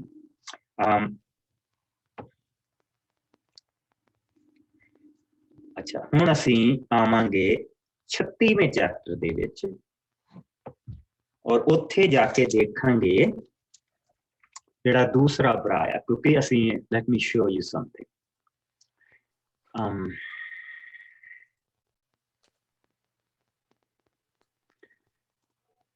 ਸੋ ਅਸੀਂ ਇਹ ਮੈਪ ਸਾਰਿਆਂ ਨੂੰ ਦਿਸਦਾ ਪਿਆ? ਹਾਂਜੀ ਦਿਸਦਾ। ਹਾਂਜੀ ਦਿਸਦਾ। ਸੋ ਅਸੀਂ ਇੱਥੇ ਦੇਖਦੇ ਪਏ ਹਾਂ ਕਿ ਅਬਰਾਮ ਤੋਂ ਉਹ ਜਿਹੜੀ ਬਰਕਤ ਆ ਉਹ ਇਸਹਾਕ ਤੋਂ ਆਈ ਆ। ਇਸੋ ਇੱਥੋਂ ਚਲਾ ਗਿਆ, ਉਹ ਅਦੋਮੀਆਂ ਦਾ ਜਿਹੜਾ ਗਾਂ ਜਾ ਕੇ ਉਸਨੇ ਬਾਪ ਬਣਨਾ ਹੈਗਾ। ਲੇਕਿਨ ਜੇਕਬ ਅੱਗੇ ਜਾ ਰਿਹਾ ਔਰ ਉਸਦੀਆਂ ਆ ਸਾਰੀਆਂ ਸੰਤਾਨਾਂ ਅਸੀਂ ਪੈਦਾ ਹੁੰਦੀਆਂ ਦੇਖਦੇ ਪਏ ਹਾਂ। ਹੁਣ ਉਹ ਵਾਪਸ ਘਰ ਨੂੰ ਜਾਣ ਵਾਲਾ ਆ, ਲੇਕਿਨ ਘਰ ਜਾਣ ਤੋਂ ਪਹਿਲਾਂ ਅਸੀਂ ਦੇਖਣਾ ਕਿ ਈਸੋ ਦੇ ਘਰ ਕਿਹੜੀ ਸੰਤਾਨ ਪੈਦਾ ਹੋਈ ਔਰ ਈਸੋ ਇਸ ਵੇਲੇ ਕੀ ਕਰਦਾ ਪਿਆ। ਇਸ ਦੇ ਵਿੱਚ ਸਿਰਫ ਇੱਕੋ ਹੀ ਆਇਤ ਆ ਜਿਹੜੀ ਉੱਥੇ ਪਹੁੰਚਣ ਤੇ ਆਉਂਦੀ ਹੈਗੀ ਆ, ਤੇ ਉਹ ਸਾਨੂੰ ਦਿਖਾਉਂਦੇ ਕਿ ਉੱਥੇ ਪਹੁੰਚੀ ਪਏ। ਲੇਕਿਨ ਇਹ ਜਿਹੜੀਆਂ ਉਸਦੇ ਅਸੀਂ ਉਸਦਾ ਡੰਗਰ ਮਾਲ ਵੱਧਦਾ ਸਾਰਾ ਕੁਛ ਦੇਖਣਾ ਆ, ਜਿਹੜਾ ਅਸੀਂ ਸਾਰੇ ਉਸਦੇ ਬੱਚੇ ਦੇਖਣੇ ਆ, ਇਹ ਉਹਨਾਂ 13 ਸਾਲਾਂ ਦਾ ਰੈਕਡ ਆ ਕਿ 13 ਸਾਲਾਂ ਦੇ ਵਿੱਚ ਈਸੋ ਦੇ ਜਿਹੜੀਆਂ ਸੰਤਾਨਾਂ ਪੈਦਾ ਹੋਈਆਂ ਉਸ ਦੇ ਬਾਰੇ ਅਸੀਂ ਦੇਖਣ ਜਾ ਰਹੇ ਹਾਂ। ਸੋ ਆਓ ਅਸੀਂ ਇਸ ਦੀਆਂ 36ਵਾਂ ਭਾਵ ਉਸ ਦੀ 1 ਆਇਤ ਤੋਂ ਲੈ ਕੇ 19 ਆਇਤ ਤੱਕ ਅਸੀਂ ਦੇਖਾਂਗੇ। ਔਰ ਇਸ ਦੇ ਵਿੱਚ ਅਸੀਂ ਇਹ ਦੇਖਦੇ ਪਏ ਹਾਂ ਕਿ ਇਸਹਾਕ ਦੇ ਦੋਨਾਂ ਪੁੱਤਰਾਂ ਦੇ ਵਿੱਚ ਜਿਹੜਾ ਈਸੋ ਆ ਉਹ ਜਾ ਕੇ ਇਡਮ ਦੇ ਵਿੱਚ ਉਸਨੇ ਜਾ ਕੇ ਵਸ ਜਾਣਾ ਔਰ ਉੱਥੋਂ ਹੀ ਉਹਨਾਂ ਨੇ ਅਦੋਮੀ ਕਹਾਉਣਾ ਸ਼ੁਰੂ ਕਰ ਦੇਣਾ। ਲੇਕਿਨ ਇਹ ਜਿਹੜੀ ਸੰਤਾਨ ਆ ਪ੍ਰਭੂ ਨੇ ਇਹਨਾਂ ਦਾ ਨਾਮ ਬਦਲ ਦੇਣਾ, ਇਹਨਾਂ ਨੇ ਇਜ਼ਰਾਈਲੀ ਕਹਾਉਣ ਲੱਗ ਪੈਣਾ। ਸੋ ਇਹ ਅਸੀਂ ਇੱਥੇ 12 ਵਿੱਚ ਦੇਖਦੇ ਪਏ ਹਾਂ ਜਿਹਨਾਂ ਦੇ ਬਾਰੇ ਅਸੀਂ ਹੁਣ ਪੜ੍ਹ ਕੇ ਹਟੇ ਹਾਂ। ਔਰ ਇੱਧਰ ਨੂੰ ਜਿਹੜੀ ਸੰਤਾਨ ਜਿਹੜੀ ਜਾ ਰਹੀ ਆ, ਇੱਧਰੋਂ ਬਾਕੀ ਦੀਆਂ ਕੌਮਾਂ ਜਿਹੜੀਆਂ ਜਾ ਰਹੀਆਂ ਇਥੋਪੀਅਨ ਸਾਰੀਆਂ, ਇਹਨਾਂ ਦੇ ਜਿਹੜੇ ਵੱਡੇ ਮੈਪ ਆ ਉਹਨਾਂ ਦੇ ਬਹੁਤ ਸੋਹਣਾ ਦਿਖਾਈ ਦਿੰਦਾ। ਲੇਕਿਨ ਇੱਧਰ ਜਿਹੜੀ ਸਾਰੀਆਂ ਉਹ ਜਿਹੜੇ ਲੋਕ ਕੌਮਾਂ ਜਿਹੜੀਆਂ ਜਾ ਰਹੀਆਂ ਉਹਨਾਂ ਨੂੰ ਅਸੀਂ ਦੇਖਦੇ ਪਏ ਹਾਂ। ਸੋ ਆਓ ਲੈਟ ਅਸ ਗੋ ਬੈਕ। ਉਹ 36ਵਾਂ ਭਾਵ ਔਰ ਕੋਈ ਜਾਣਾ ਇਸ ਦੀ 1 ਆਇਤ ਤੋਂ ਲੈ ਕੇ 19 ਆਇਤ ਤੱਕ ਪੜ੍ਹਦਾ ਹੈ। मैं पढ़ देनी बस। ਗੋ ਹੈ ਮੇਰੀ ਭੈਣ। ਅਸਾਓ ਦੀ ਸੰਤਾਨ। ਅਸਾਓ ਅਰਥਾਤ ਅਦੋਮ ਦੇ ਵੰਸ਼ ਦਾ ਲੇਖਾ ਇਸ ਤਰ੍ਹਾਂ ਹੈ। ਅਸਾਓ ਨੇ ਇਹਨਾਂ ਕਨਾਨੀ ਔਰਤਾਂ ਨਾਲ ਵਿਆਹ ਕੀਤੇ। ਹਿੱਤੀ ਅਲੋਨ ਦੀ ਧੀ ਸੀ, ਅਦਾ ਅਤੇ ਅਨਾ ਦੀ ਧੀ ਸੀ। ਅਹਾਲੀ ਬਮਾ ਜੋ ਸਬਾਉਨ ਦੀ ਦੋਤੀ ਸੀ। ਉਸਨੇ ਇਸਮਾਈਲ ਦੀ ਧੀ ਬਾਸਮਾਤ ਨਾਲ ਵੀ ਵਿਆਹ ਕੀਤਾ ਜੋ ਨਵਾਯੋਤ ਦੀ ਭੈਣ ਸੀ। ਈਸਾਓ ਦੇ ਪੁੱਤਰ ਜੋ ਕਨਾਨ ਦੇਸ਼ ਵਿੱਚ ਉਸ ਦੇ ਘਰ ਜੰਮੇ ਦੇ ਇਹ ਨਾਂ ਸਨ। ਅਦਾ ਨੇ ਅਲੀਫਾਜ਼ ਨੂੰ ਜਨਮ ਦਿੱਤਾ, ਬਾਸਮਾਤ ਨੇ ਰਊਏਲ ਨੂੰ, ਅਹਾਲੀ ਬਮਾ ਨੇ ਯਊਸ, ਜਲਾਮ ਅਤੇ ਕੋਰਾ ਨੂੰ ਜਨਮ ਦਿੱਤਾ। ਈਸਾਓ ਨੇ ਆਪਣੀਆਂ ਪਤਨੀਆਂ, ਪੁੱਤਰ, ਧੀਆਂ, ਮਾਲ, ਡੰਗਰ ਅਤੇ ਆਪਣੀ ਸਾਰੀ ਜਾਇਦਾਦ ਜੋ ਉਸਨੇ ਕਨਾਨ ਦੇਸ਼ ਵਿੱਚ ਬਣਾਈ ਸੀ ਨੂੰ ਨਾਲ ਲੈ ਕੇ ਆਪਣੇ ਭਰਾ ਯਕੂਬ ਕੋਲੋਂ ਦੂਜੇ ਦੇਸ਼ ਵਿੱਚ ਚਲਾ ਗਿਆ, ਕਿਉਂਕਿ ਉਹਨਾਂ ਦੋਹਾਂ ਦਾ ਮਾਲ ਡੰਗਰ ਇੰਨਾ ਅਧਿਕ ਸੀ ਕਿ ਜਿਸ ਧਰਤੀ ਤੇ ਉਹ ਰਹਿ ਰਹੇ ਸਨ ਉਹਨਾਂ ਦੋਹਾਂ ਲਈ ਕਾਫੀ ਨਹੀਂ ਸੀ। ਈਸਾਓ ਸ਼ੇਰ ਦੇ ਪਹਾੜ ਤੇ ਜੋ ਅਦੋਮ ਵਿੱਚ ਵਸ ਗਿਆ। ਈਸਾਓ ਦੀ ਸੰਤਾਨ ਜੋ ਉਸਦੇ ਘਰ ਅਦੋਮ ਵਿੱਚ ਜੰਮੇ ਇਹ ਸੀ। ਈਸਾਓ ਦੀ ਪਤਨੀ ਅਦਾ ਦਾ ਪੁੱਤਰ ਅਲੀਵਾਜ਼, ਬਾਸਮਾਤ ਦਾ ਪੁੱਤਰ ਰਊਏਲ। ਅਲੀਫਾਜ਼ ਦੇ ਇਹ ਪੁੱਤਰ ਸਨ ਤੇਮਾਨ, ਉਮਾਰ, ਸਫੋ, ਗਤਾਮ ਅਤੇ ਕਨਜ਼। ਅਲੀਫਾਜ਼ ਦੀ ਰਖੇਲ ਤਿਮਨਾ ਨੇ ਵੀ ਉਸਦੇ ਲਈ ਇੱਕ ਪੁੱਤਰ ਨੂੰ ਜਨਮ ਦਿੱਤਾ। ਉਸਦਾ ਨਾਂ ਅਮਾਲੇਕ ਸੀ। ਅਲੀਫਾਜ਼ ਦੀ ਮਾਂ ਅਦਾ ਸੀ। ਰਊਏਲ ਦੇ ਇਹ ਪੁੱਤਰ ਸਨ ਨਹਥਿਆ, ਜਰਾ, ਸ਼ਮਾ ਅਤੇ ਮਿਜਾ। ਰਊਏਲ ਦੀ ਮਾਂ ਬਾਸਮਾਤ ਸੀ। ਈਸਾਓ ਦੀ ਪਤਨੀ ਅਹਾਲੀ ਬਹਾਮ ਜੋ ਅਨਾ ਦੀ ਧੀ ਸੀ, ਸਬਾਉਨ ਦੀ ਦੋਤੀ ਸੀ, ਨੇ ਈਸਾਓ ਲਈ ਇਹਨਾਂ 3 ਪੁੱਤਰਾਂ ਨੂੰ ਜਨਮ ਦਿੱਤਾ, ਯਊਸ, ਜਲਾਮ ਅਤੇ ਕੋਰਾ। ਈਸਾਓ ਤੋਂ ਪੈਦਾ ਹੋਏ ਕਬੀਲਿਆਂ ਦਾ ਲੇਖਾ ਇਸ ਤਰ੍ਹਾਂ ਹੈ। ਜੇਠੇ ਪੁੱਤਰ ਅਲੀਫਾਜ਼ ਦੇ ਜਨਮੇ ਕਬੀਲਿਆਂ ਦੇ ਇਹ ਨਾਂ ਸਨ ਤੇਮਾਨ, ਉਮਾਰ, ਸਫੋ ਅਤੇ ਕੰਜ। ਕੋਰਹ, ਗਤਾਮ, ਅਮਾਲੇਕ ਇਹ ਸਭ ਈਸਾਓ ਦੀ ਪਤਨੀ ਅਦਾ ਦਾ ਵੰਸ਼ ਸੀ। ਈਸਾਓ ਦੇ ਪੁੱਤਰ ਰਊਏਲ ਤੋਂ ਇਹਨਾਂ ਕਬੀਲਿਆਂ ਨੇ ਜਨਮ ਲਿਆ, ਹੱਥ, ਜਰਾ, ਸ਼ਮਾ ਤੇ ਮਿਜਾ, ਤੇ ਇਹ ਸਭ ਈਸਾਓ ਦੀ ਪਤਨੀ ਬਾਸਮਤ ਦਾ ਵੰਸ਼ ਸੀ। ਈਸਾਓ ਦੀ ਤੀਜੀ ਪਤਨੀ ਅਹਾਲੀ ਬਮਾ ਜੋ ਅਨਾ ਦੀ ਧੀ ਸੀ ਦੇ ਵੰਸ਼ ਦੇ ਇਹ ਕਬੀਲੇ ਸਨ, ਯਊਸ, ਜਲਾਮ ਅਤੇ ਗੋਰਾ। ਇਹ ਸਭ ਈਸਾਓ ਅਦੋਮੀ ਦੇ ਕਬੀਲੇ ਸਨ। ਆਮੀਨ। ਸੋ ਹੁਣ ਅਸੀਂ ਜਿੱਦਾਂ ਉਧਰ ਕਬੀਲੇ ਬਣਨੇ ਸ਼ੁਰੂ ਹੋ ਗਏ, ਉਧਰਲੇ ਪਾਸੇ 12 ਕਬੀਲੇ ਅਸੀਂ ਦੇਖਦੇ ਪਏ ਹਾਂ। ਔਰ ਪ੍ਰਭੂ ਨੇ ਇਸ ਨੂੰ ਇਹ ਬਰਕਤ ਦਿੱਤੀ ਸੀ ਕਿ ਤੂੰ ਤਲਵਾਰ ਦੇ ਨਾਲ ਹੀ ਜੀਏਗਾ। ਔਰ ਅਸੀਂ ਦੇਖਦੇ ਪਏ ਹਾਂ ਕਿਉਂਕਿ ਜਿੱਥੇ ਉਹ ਬੈਠਾ ਆ ਉੱਥੇ ਉਹਦੇ ਲਈ ਹੁਣ ਘਾਹ ਹੈ ਨਹੀਂ ਗਾ, ਜੰਗਲਾਂ ਦੇ ਲਈ ਘਾਹ ਹੈ ਨਹੀਂ, ਉਹਨੂੰ ਉੱਠ ਕੇ ਜਾਣਾ। ਔਰ ਉਸ ਕਨਾਨ ਦੇ ਇਲਾਕੇ ਨੂੰ ਉਸਨੇ ਛੱਡ ਦਿੱਤਾ ਕਿਉਂਕਿ ਕਨਾਨ ਦੇ ਇਲਾਕੇ ਦੀ ਜਿਹੜੀ ਬਰਕਤ ਆ ਉਹ ਪ੍ਰਭੂ ਨੇ ਅਸਲ ਦੇ ਵਿੱਚ ਉਸਨੇ ਯਾਕੂਬ ਦੇ ਕਬੀਲੇ ਨੂੰ ਦਿੱਤੀ। ਉਹ ਜਿਹੜੀ ਬਰਕਤ ਉਸਦੇ ਬਾਪ ਨੇ ਉਸਨੂੰ ਦੇ ਦਿੱਤੀ, ਉਸਦੇ ਵਿੱਚ ਉਸਨੂੰ ਉਹ ਮਿਲ ਗਈ। ਸੋ ਉਸਨੂੰ ਉੱਥੋਂ ਉੱਠ ਕੇ ਜਾਣਾ ਪਿਆ। ਸੋ ਉਸਦੇ ਵਿੱਚ ਅਸੀਂ ਹੁਣ ਤੁਸੀਂ ਦੇਖੋ ਅਸੀਂ ਉਸਦੇ ਸਾਰੇ ਕਬੀਲੇ ਦੇਖਦੇ ਪਏ ਹਾਂ। 15 ਆਇਤ ਤੋਂ ਦੇਖੀਏ ਤਾਂ ਕਿ ਈਸਾਓ ਤੋਂ ਪੈਦਾ ਹੋਏ ਕਬੀਲਿਆਂ ਦਾ ਨਾਂ ਇਸ ਤਰ੍ਹਾਂ। ਜੇਠੇ ਪੁੱਤਰ ਅਲੀਫਾਜ਼ ਦੇ ਜਨਮੇ ਕਬੀਲਿਆਂ ਦੇ ਇਹ ਨਾਂ ਸਨ ਤੇਮਾਨ, ਉਮਾਰ, ਸਫੋ, ਕਨਜ, ਕੋਰਾ, ਗਤਾਮ ਅਮਾਲੇਕ। ਸੋ ਅਸੀਂ ਇੱਥੋਂ ਅਸੀਂ ਅਮਾਲੇਕੀ ਲੋਕਾਂ ਬਾਰੇ ਗਾਂ ਜਾ ਕੇ ਬਹੁਤ ਪੜ੍ਹਨਾ। ਸੋ ਅਸੀਂ ਇਹਨਾਂ ਸਾਰੀਆਂ ਚੀਜ਼ਾਂ ਸਾਨੂੰ ਇਹ ਸਾਰੇ ਜਿਹੜੇ ਅਸੀਂ ਇੱਕ ਇੱਕ ਕਰਕੇ ਨਾਮ ਪੜ੍ਹਦੇ ਪਏ ਹਾਂ, ਉਹ ਅੱਗੇ ਜਾ ਕੇ ਸਾਰੇ ਕਬੀਲੇ ਬਣਨੇ ਆ, ਅੱਗੇ ਜਾ ਕੇ ਉਹਨਾਂ ਤੋਂ ਰਾਜੇ ਪੈਦਾ ਹੋਣੇ ਆ। ਸੋ ਉਹ ਸਾਰੀਆਂ ਚੀਜ਼ਾਂ ਪੜ੍ਹਦੇ। ਸੋ ਅਸੀਂ ਦੇਖੀਏ ਤਾਂ 1 2 3 4 5 6 7 ਉਸਦੇ ਕਬੀਲੇ ਇੱਥੋਂ ਪੈਦਾ ਹੋਏ ਜੋ ਅਦਾ ਤੋਂ ਹੋਏ ਆ। ਫਿਰ ਅਸਾਓ ਦੇ ਪੁੱਤਰ ਰਾਉਲ ਦੇ ਕਬੀਲਿਆਂ ਦੇ ਨੇ ਜਨਮ ਲਿਆ। ਨਾਹਤ, ਜਰਾ, ਸ਼ਮਾ, ਮਿਜਾ। तो ਅਸੀਂ ਇੱਥੇ 1 2 3 4 ਇਹ ਦੇਖਦੇ ਪਏ ਹਾਂ। 7 ਤੇ 4 11 ਕਬੀਲੇ ਅਸੀਂ ਇੱਥੇ ਦੇਖਦੇ ਪਏ ਹਾਂ। ਔਰ ਫਿਰ ਅਸਾਓ ਦੀ ਤੀਜੀ ਪਤਨੀ ਅਹਾਲੀ ਬਮਾ ਜੋ ਅਨਾਦਿਤੀਸ ਦੇ ਵੰਸ਼ ਇਹ ਕਬੀਲੇ ਸਨ, ਯਾਊਸ, ਯਲਾਮ ਤੇ ਕੋਰਾ। ਸੋ ਅਸੀਂ ਉਸਦੇ 14 ਦੇਖਦੇ ਪਏ। ਉਸ ਤੋਂ 14 ਕਬੀਲੇ ਪੈਦਾ ਹੋਏ। ਔਰ ਅਸੀਂ ਇਹ 2 ਕਬੀਲਿਆਂ ਨੂੰ ਅਖੀਰ ਤੱਕ ਆਪਸ ਦੇ ਵਿੱਚ ਜਿਹੜੇ ਕਬੀਲੇ ਉਹਦੇ ਤੋਂ ਪੈਦਾ ਹੋਏ ਤੇ ਜਿਹੜੀਆਂ ਕੌਮਾਂ ਉਹਦੇ ਤੋਂ ਪੈਦਾ ਹੋਈਆਂ, ਹੁਣ ਅਸੀਂ ਜਿਸ ਲਈ ਜੰਗਾਂ ਦੇਖਣੀਆਂ, ਗਾਂ ਜਾ ਕੇ ਲੜਾਈਆਂ ਦੇਖਣੀਆਂ, ਤਾਂ ਦੇਖਣਾ ਅਖੀਰ ਤੱਕ ਇਹਨਾਂ ਦੇ ਸਿਰ ਇੱਕ ਦੂਜੇ ਦੇ ਵਿੱਚ ਫਸੇ ਹੋ। ਜੋ ਪ੍ਰਭੂ ਨੇ ਕਿਹਾ ਉਹੀ ਹੋਇਆ।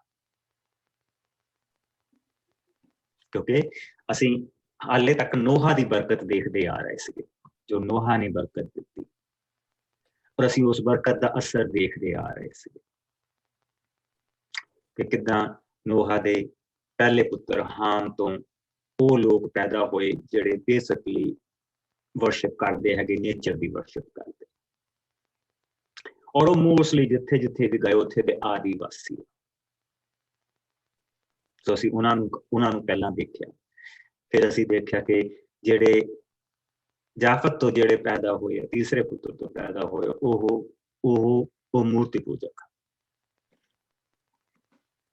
ਕਿਉਂਕਿ ਜਾਫਤ ਦੀ ਸੰਤਾਨ ਤੇ ਸ਼ਮ ਦੀ ਸੰਤਾਨ ਦਾ ਆਪਸ ਦੇ ਵਿੱਚ ਮਿਲਵਰਤਨ ਸੀਗਾ, ਔਰ ਇਸ ਕਰਕੇ ਅਸੀਂ ਦੇਖਦੇ ਹਾਂ ਕਿ ਸ਼ਮ ਦੀ ਸੰਤਾਨ ਵੀ ਬਹੁਤ ਹੀ ਮੂਰਤੀ ਪੂਜਕ ਸੀ। ਔਰ ਉੱਥੋਂ ਅਸੀਂ ਪ੍ਰਭੂ ਉਹਨਾਂ ਦੇ ਵਿੱਚੋਂ, ਸ਼ੈਮ ਦੀ ਸੰਤਾਨ ਦੇ ਵਿੱਚੋਂ ਪ੍ਰਭੂ ਮੁੜ ਕੇ ਆਪਣੀ ਉਹ ਲਾਈਨ ਕੱਢ ਕੇ ਲੈ ਕੇ ਆਇਆ। ਔਰ ਉੱਥੋਂ ਪ੍ਰਭੂ ਨੇ ਇਸਹਾਕ ਤੋਂ 2 ਪੁੱਤਰ ਪੈਦਾ ਕੀਤੇ। ਔਰ ਅਸੀਂ ਇਹ ਦੇਖਿਆ ਕਿ ਉਸ ਤੋਂ ਗਾਂ ਜਾ ਕੇ ਉਸਨੇ ਫਿਰ ਅਸੀਂ ਦੇਖਦੇ ਯਾਕੂਬ ਨੂੰ ਦੇਖਦੇ ਹਾਂ। ਯਾਕੂਬ ਨੂੰ ਵਾਪਸ ਪ੍ਰਭੂ ਉੱਥੇ ਲੈ ਕੇ ਗਿਆ, ਕੱਢ ਕੇ ਵਾਪਸ ਲੈ ਕੇ ਗਿਆ। ਔਰ ਉੱਥੇ ਜਿੱਥੋਂ ਉਸਦਾ ਦਾਦਾ ਚੱਲਿਆ ਸੀ, ਉੱਥੇ ਉਸਨੇ ਮੁੜ ਕੇ ਉਸਦੀ ਉੱਥੋਂ ਇੱਕ ਸੰਤਾਨ ਪੈਦਾ ਕਰਕੇ ਉੱਥੋਂ ਉਸਨੇ ਹੁਣ ਇੱਕ ਛੋਟੀ ਜਿਹੀ ਕੌਮ ਦੀ ਸ਼ੁਰੂਆਤ ਕੀਤੀ। ਛੋਟੀ ਜਿਹੀ ਕੌਮ ਦੀ ਉਸਨੇ ਸ਼ੁਰੂਆਤ ਕੀਤੀ ਹੈ। ਔਰ ਉਹਨਾਂ ਲੋਕਾਂ ਨੇ ਇਜ਼ਰਾਈਲੀ ਕਹਾਉਣਾ, ਔਰ ਅੱਜ ਉਹਨਾਂ ਦੇ ਨਾਮ ਦੇ ਉੱਤੇ ਦੇਸ਼ ਬਣਿਆ। ਅਸੀਂ ਏਦਾਂ ਅਸੀਂ ਹਿਸਟਰੀ ਦੇਖਦੇ ਹਾਂ ਪ੍ਰਭੂ ਦੇ ਵਚਨ ਵਿੱਚ। ਇਹ ਦੰਦ ਕਥਾਵਾਂ ਨਹੀਂ, ਇਹ ਇਤਿਹਾਸ, ਇਹ ਸਾਡਾ ਇਤਿਹਾਸ। ਇਹ ਜਾ ਕੇ ਅਸੀਂ ਦੇਖ ਸਕਦੇ।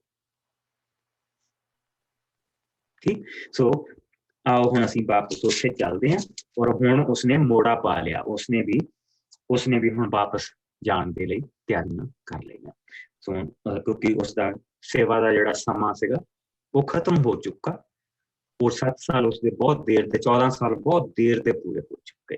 ਅਸੀਂ ਹੁਣ 1716 ਤੇ ਆ ਚੁੱਕੇ। 1716 ਦੇ ਵਿੱਚ ਉਸਨੇ ਹੁਣ ਮਸੀਹ ਦੇ ਆਉਣ ਤੋਂ ਪਹਿਲਾਂ ਉਸਨੇ ਹੁਣ ਜਾ ਕੇ ਉਸਨੂੰ ਕਹਿਣਾ ਕਿ ਹੁਣ ਮੇਰਾ ਸਮਾਂ ਪੂਰਾ ਹੋ ਗਿਆ, ਮੈਂ ਤੇਰੀ ਸੇਵਾ ਕਰ ਦਿੱਤੀ, ਸੋ ਹੁਣ ਮੈਂ ਵਾਪਸ ਜਾਣਾ ਚਾਹੁੰਦਾ। ਸੋ ਆਓ ਅਸੀਂ 26 ਆਇਤ ਤੋਂ ਲੈ ਕੇ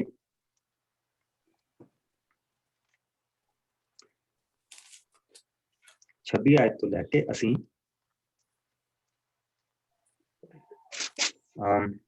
ਆਓ ਅਸੀਂ ਇਸ ਨੂੰ 43 ਆਇਤ ਤੱਕ ਦੇਖਦੇ। ਮੈਂ ਪੜ੍ਹਦੀ ਨਹੀਂ ਪਾਸਟਰ। ਹਾਂਜੀ।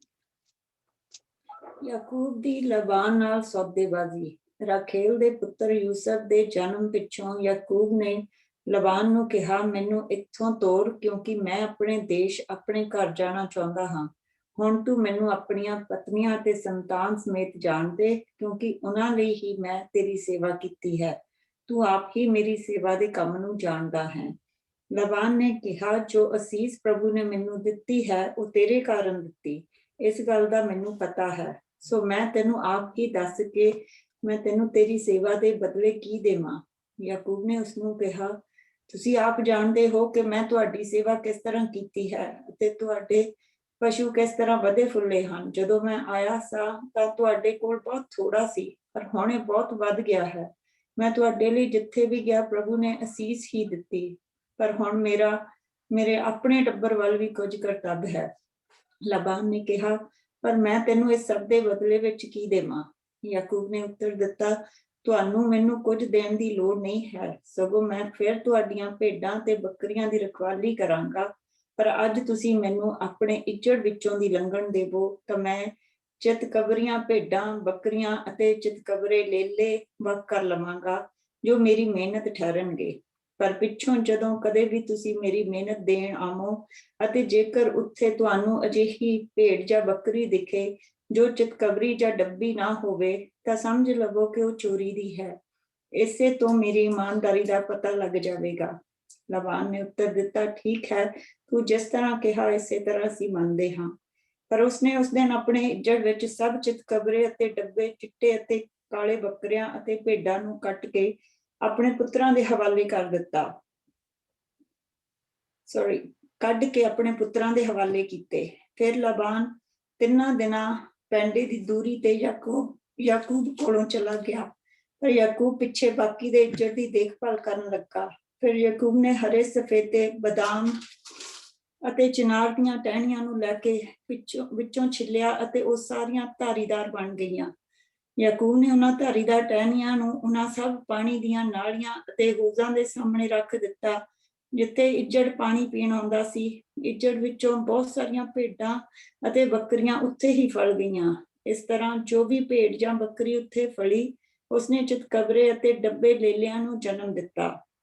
ਯਾਕੂਬ ਨੇ ਉਹ ਸਭ ਲੇਲੇ ਵੱਖ ਕਰ ਲਏ।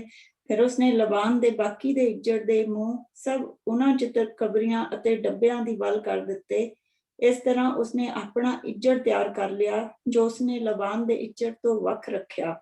ਯਾਕੂਬ ਹਰ ਤਕੜੀ ਬੱਕਰੀ ਜਾਂ ਭੇਡ ਦੇ ਸੂਣ ਸਮੇਂ ਉਹ ਧਾਰੀਦਾਰ ਟਹਿਣੀਆਂ ਉਹਨਾਂ ਸਾਹਮਣੇ ਰੱਖ ਦਿੰਦਾ ਸੀ ਕਿ ਉਹਨਾਂ ਦੇ ਲਾਗੇ ਸੂਣ, ਪਰ ਮਾੜੀਆਂ ਦੇ ਸਾਹਮਣੇ ਉਹ ਧਾਰੀਦਾਰ ਟਹਿਣੀਆਂ ਨਹੀਂ ਰੱਖਦਾ ਸੀ।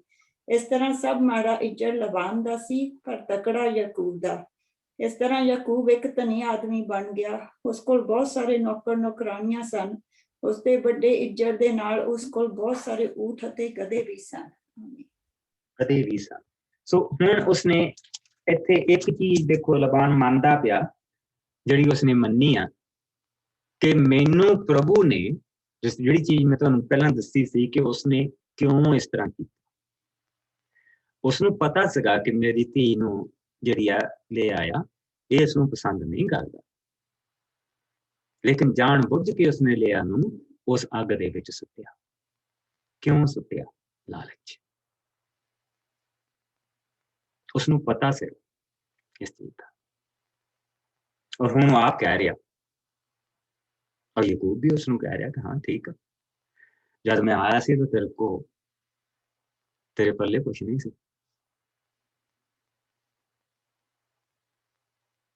ਪਰ ਹੁਣ ਮੈਂ ਇੱਥੇ ਤੇਰੇ ਕੋਲ ਆਇਆ ਤੇ ਪ੍ਰਭੂ ਨੇ ਤੈਨੂੰ ਬਹੁਤ ਬਰਕਤ ਦਿੱਤੀ। ਤੇਰੇ ਨਾਲ ਅੱਜ ਤੱਕ ਕਦੀ ਕੋਈ ਬੇਈਮਾਨੀ ਨਹੀਂ, ਤੇਰੇ ਨਾਲ ਕਦੀ ਧੋਖਾ ਨਹੀਂ ਕੀਤਾ, ਪਰ ਹੁਣ ਮੇਰਾ ਆਪਣਾ ਟੱਬਰ, ਮੇਰੇ 11 ਬੇਟੇ, ਇੱਕ ਬੇਟੀ ਹੈ, ਮੇਰਾ ਆਪਣਾ ਟੱਬਰ। ਸੋ ਹੁਣ ਮੇਰਾ ਕਰਤੱਵ ਇਹਨਾਂ ਦੇ ਵੱਲ ਬਣਦਾ। ਮੈਂ ਤੇਰੀ ਸੇਵਾ ਕਰ ਦਿੱਤੀ, ਮੈਂ ਤੇਰੀ ਸੇਵਾ ਜ਼ਿਆਦੀ ਕੀਤੀ, ਥੋੜੀ ਨਹੀਂ ਕੀਤੀ, ਜ਼ਿਆਦੀ ਕੀਤੀ। ਸੋ ਅਸੀਂ ਕੀ ਦੇਖਦੇ ਪਏ ਹਾਂ, ਉਸਨੇ ਵੀ ਇਹ ਚੀਜ਼ ਮੰਨੀ ਕਿ ਹਾਂ ਬਿਲਕੁਲ ਠੀਕ ਆ, ਤੇਰੇ ਘਰ ਪ੍ਰਭੂ ਨੇ ਮੈਨੂੰ ਬਹੁਤ ਬਰਕਤ ਦਿੱਤੀ। ਸੋ ਹੁਣ ਇਸ ਤਰ੍ਹਾਂ ਹੋਇਆ, ਉਹਨਾਂ ਦੀਆਂ ਜਿਹੜੀਆਂ ਭੇਡਾਂ ਸੀਗੀਆਂ, ਭੇਡਾਂ ਬੱਕਰੀਆਂ ਸੀਗੀਆਂ, ਭੇਡ ਬੱਕਰੀ ਨੂੰ ਬੜਾ ਧਿਆਨ ਦੇ ਨਾਲ ਰੱਖਿਆ ਜਾਂਦਾ ਸੀ, ਕੋਈ ਇੱਕ ਕਲਰ ਦੀ ਰਹੇ, ਕਿਉਂਕਿ ਜਿਹੜਾ ਚਿਤਕਬਰਾ ਜਿਹੜਾ ਜਾਨਵਰ ਹੁੰਦਾ ਸੀਗਾ ਉਹਦੀ ਖਲ ਦੀ ਕੀਮਤ ਨਹੀਂ ਸੀ ਔਰ ਉਹਦੀ ਉੱਨ ਦੀ ਕੀਮਤ ਵੀ ਨਹੀਂ ਸੀ। ਇੱਕ ਰੰਗ ਦੀ ਉੱਨ ਔਰ ਇੱਕ ਰੰਗ ਦਾ ਜਿਹੜਾ ਜਾਨਵਰ ਦੀ ਖਲ ਹੁੰਦੀ ਸੀ ਉਸਦੀ ਕੀਮਤ ਬਹੁਤ ਮਿਲਦੀ ਸੀ। ਔਰ ਇਸ ਕਰਕੇ ਇੱਜੜਾਂ ਦਾ ਬੜਾ ਧਿਆਨ ਰੱਖਿਆ ਜਾਂਦਾ ਸੀ, ਇੱਜੜਾਂ ਨੂੰ ਇੱਕ ਦੂਸਰੇ ਨਾਲ ਰਲਣ ਨਹੀਂ ਦਿੱਤਾ ਜਾਂਦਾ ਸੀ। ਇਸ ਕਰਕੇ ਉਸਨੇ ਕਿਹਾ ਠੀਕ ਆ, ਸਭ ਤੋਂ ਘਟੀਆ ਕਿਹੜੀਆਂ ਹੈ? ਚਿਤਕਬਰੀਆਂ, ਤੂੰ ਮੈਨੂੰ ਦੇ,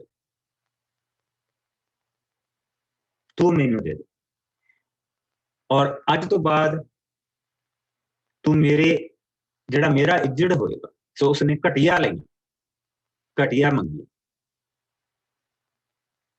ਜਿਹੜਾ ਉਹਦੀਆਂ ਬੇਟੀਆਂ ਦਾ ਜਿਹੜਾ ਹਿੱਸਾ ਸੀ ਉਹ ਚ ਘਟੀਆ ਉਸਨੇ ਮੰਗਿਆ, ਮੈਨੂੰ ਘਟੀਆ ਦੇ। ਫਿਰ ਉਸਨੇ ਕਿਹਾ ਕਿ ਦੇਖ, ਤੇਰੇ ਇੱਜੜ ਦੇ ਵਿੱਚ ਅਗਰ ਕੋਈ ਚਿਤਕਬਰੀ ਪੈਦਾ ਹੋਈ ਤਾਂ ਉਹ ਮੇਰੀ,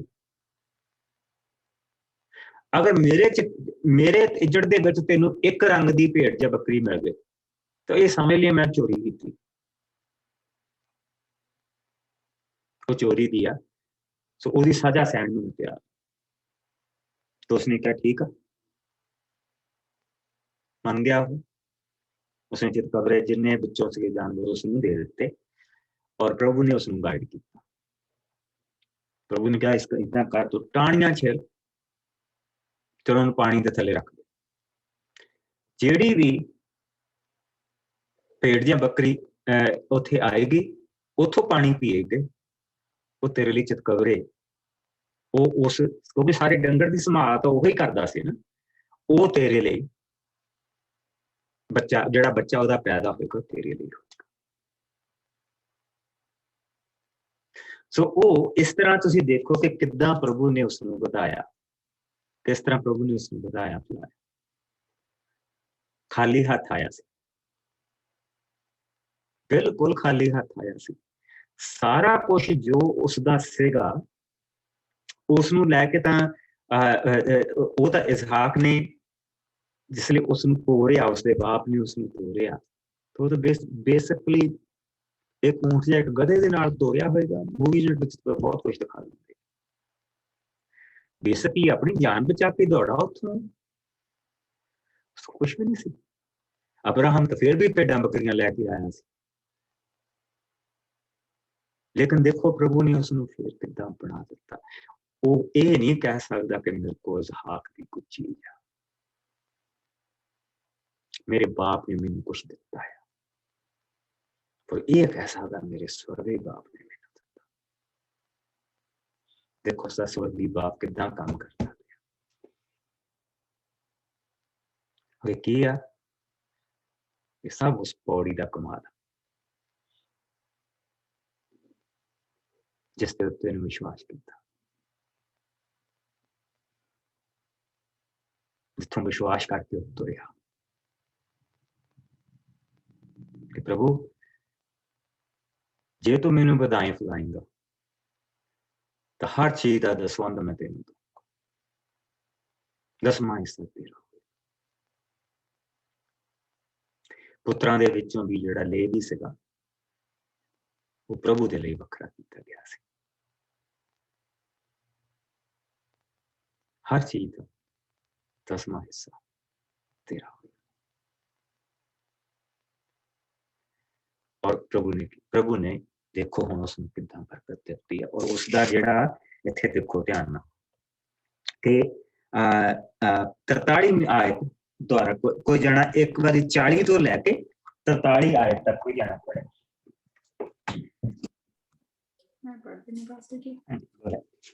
ਯਾਕੂਬ ਨੇ ਉਹ ਸਭ ਲੇਲੇ ਵੱਖ ਕਰ ਲਏ। ਫਿਰ ਉਸਨੇ ਲਬਾਨ ਦੇ ਬਾਕੀ ਦੇ ਇੱਜੜ ਦੇ ਮੂੰਹ ਸਭ ਉਹਨਾਂ ਚਿਤਕਬਰਿਆਂ ਤੇ ਡੱਬਿਆਂ ਦੀ ਬਲ ਕਰ ਦਿੱਤੇ। ਇਸ ਤਰ੍ਹਾਂ ਉਸਨੇ ਆਪਣਾ ਇੱਜੜ ਤਿਆਰ ਕਰ ਲਿਆ ਜੋ ਉਸਨੇ ਲਬਾਨ ਦੇ ਇੱਜੜ ਤੋਂ ਵੱਖ ਰੱਖਿਆ। ਯਾਕੂਬ ਹਰ ਤਕੜੀ ਬੱਕਰੀ ਜਾਂ ਭੇਡ ਦੇ ਸੂਣ ਸਮੇਂ ਉਹ ਧਾਰੀ ਦਾ ਟਹਿਣੀਆਂ ਉਹਨਾਂ ਸਾਹਮਣੇ ਰੱਖ ਦਿੰਦਾ ਸੀ ਕਿ ਉਹਨਾਂ ਦੇ ਲਾਗੇ ਸੂਣ, ਪਰ ਮਾੜੀਆਂ ਦੇ ਸਾਹਮਣੇ ਉਹ ਧਾਰੀ ਦਾ ਟਹਿਣੀਆਂ ਨਹੀਂ ਰੱਖਦਾ ਸੀ। ਇਸ ਤਰ੍ਹਾਂ ਸਭ ਮਾੜਾ ਇੱਜੜ ਲਬਾਨ ਦਾ ਸੀ ਪਰ ਤਕੜਾ ਯਾਕੂਬ ਦਾ। ਇਸ ਤਰ੍ਹਾਂ ਯਾਕੂਬ ਇੱਕ ਧਨੀ ਆਦਮੀ ਬਣ ਗਿਆ। ਉਸ ਕੋਲ ਬਹੁਤ ਸਾਰੇ ਨੌਕਰ ਨੌਕਰਾਣੀਆਂ ਸਨ। ਉਸਦੇ ਵੱਡੇ ਇੱਜੜ ਦੇ ਨਾਲ ਉਸ ਕੋਲ ਬਹੁਤ ਸਾਰੇ ਊਠ ਅਤੇ ਗਧੇ ਵੀ ਸਨ। ਦੇਖੋ ਪ੍ਰਭੂ ਨੇ ਕਿੰਨੀ ਬਰਕਤ ਦਿੱਤੀ ਉਸ ਬੰਦੇ ਨੂੰ, ਜਿਹੜਾ ਖਾਲੀ ਹੱਥ ਤੁਰਿਆ ਔਰ ਪ੍ਰਭੂ ਚ ਵਿਸ਼ਵਾਸ ਕੀਤਾ। ਪ੍ਰਭੂ ਦੀ ਬਰਕਤ ਜਿਹੜੀ ਆ ਨਾ, ਜਿਹੜੀ ਉਹ ਅਸੀਸ ਆ ਉਸਦੀ, ਇਹ ਅਸੀਸ ਆ ਉਸਦੀ, ਏਦਾਂ ਮਿਲਦੀ ਆ। ਉਹਦੇ ਵਿੱਚ ਅਸੀਂ ਇਹ ਨਹੀਂ ਕਹਿ ਸਕਦੇ ਕਿ ਮੈਂ ਆ ਬਣਾਇਆ ਤੇ ਮੈਂ ਉਹ ਬਣਾਇਆ। ਉੱਥੇ ਸਾਫ਼ ਦਿਖਾਈ ਹੁੰਦਾ ਕਿ ਜੋ ਕੁਛ ਹੈਗਾ ਇਹ ਪ੍ਰਭੂ ਦਾ ਹੈ, ਇਹ ਪ੍ਰਭੂ ਨੇ ਦਿੱਤਾ, ਇਹ ਮੈਨੂੰ ਪ੍ਰਭੂ ਨੇ ਦਿੱਤਾ। ਦੂਰੋਂ ਦਿਸਦਾ ਹੁੰਦਾ। ਸੋ ਹੁਣ ਉਸਨੇ ਉੱਥੋਂ ਜਾਣ ਦਾ ਉਸਨੇ ਬਣਾ ਲਿਆ ਪਲਾਨ ਕਿ ਹੁਣ ਮੈਂ ਇੱਥੋਂ ਅੱਗੇ ਤੁਰਨਾ। ਸੋ ਆਓ ਅਸੀਂ 31 ਭਾਵ ਦੇ ਵਿੱਚ ਅਸੀਂ ਆ ਗਏ ਹਾਂ। ਸੋ ਅਸੀਂ ਹੁਣ ਇਸ ਨੂੰ 1 ਤੋਂ ਲੈ ਕੇ 21 ਤਾਈਂ ਪੜ੍ਹਾ।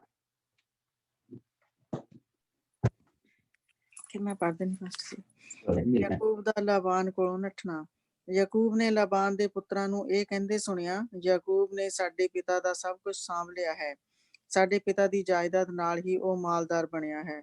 ਯਾਕੂਬ ਨੇ ਇਹ ਵੀ ਦੇਖਿਆ ਕਿ ਲਾਬਾਨ ਵੀ ਬਹੁਤ ਉਸਦਾ ਪਹਿਲੇ ਵਾਲਾ ਆਦਰ ਨਹੀਂ ਕਰਦਾ ਹੈ। ਤਦ ਪ੍ਰਭੂ ਨੇ ਯਾਕੂਬ ਨੂੰ ਕਿਹਾ, ਤੂੰ ਆਪਣੇ ਪੁਰਖਿਆਂ ਦੀ ਧਰਤੀ ਤੇ ਆਪਣੇ ਸੰਬੰਧੀਆਂ ਕੋਲ ਵਾਪਸ ਮੁੜ ਜਾ, ਮੈਂ ਤੇਰੇ ਸੰਗ ਹੋਵਾਂਗਾ। ਯਾਕੂਬ ਨੇ ਰਾਖੇਲ ਅਤੇ ਲਿਆ ਨੂੰ ਬਾਹਰ ਮੈਦਾਨ ਵਿੱਚ, ਜਿੱਥੇ ਉਸਦਾ ਇੱਜੜ ਸੀ, ਸੱਦਿਆ ਅਤੇ ਕਿਹਾ, ਮੈਂ ਦੇਖ ਰਿਹਾ ਹਾਂ ਕਿ ਤੁਹਾਡੇ ਪਿਤਾ ਸਾਹਮਣੇ ਮੇਰਾ ਪਹਿਲੇ ਵਾਲਾ ਆਦਰ ਨਹੀਂ ਰਿਹਾ, ਪਰ ਮੇਰੇ ਪੁਰਖਿਆਂ ਦਾ ਪਰਮੇਸ਼ਰ ਮੇਰੇ ਸੰਗ ਰਿਹਾ ਹੈ।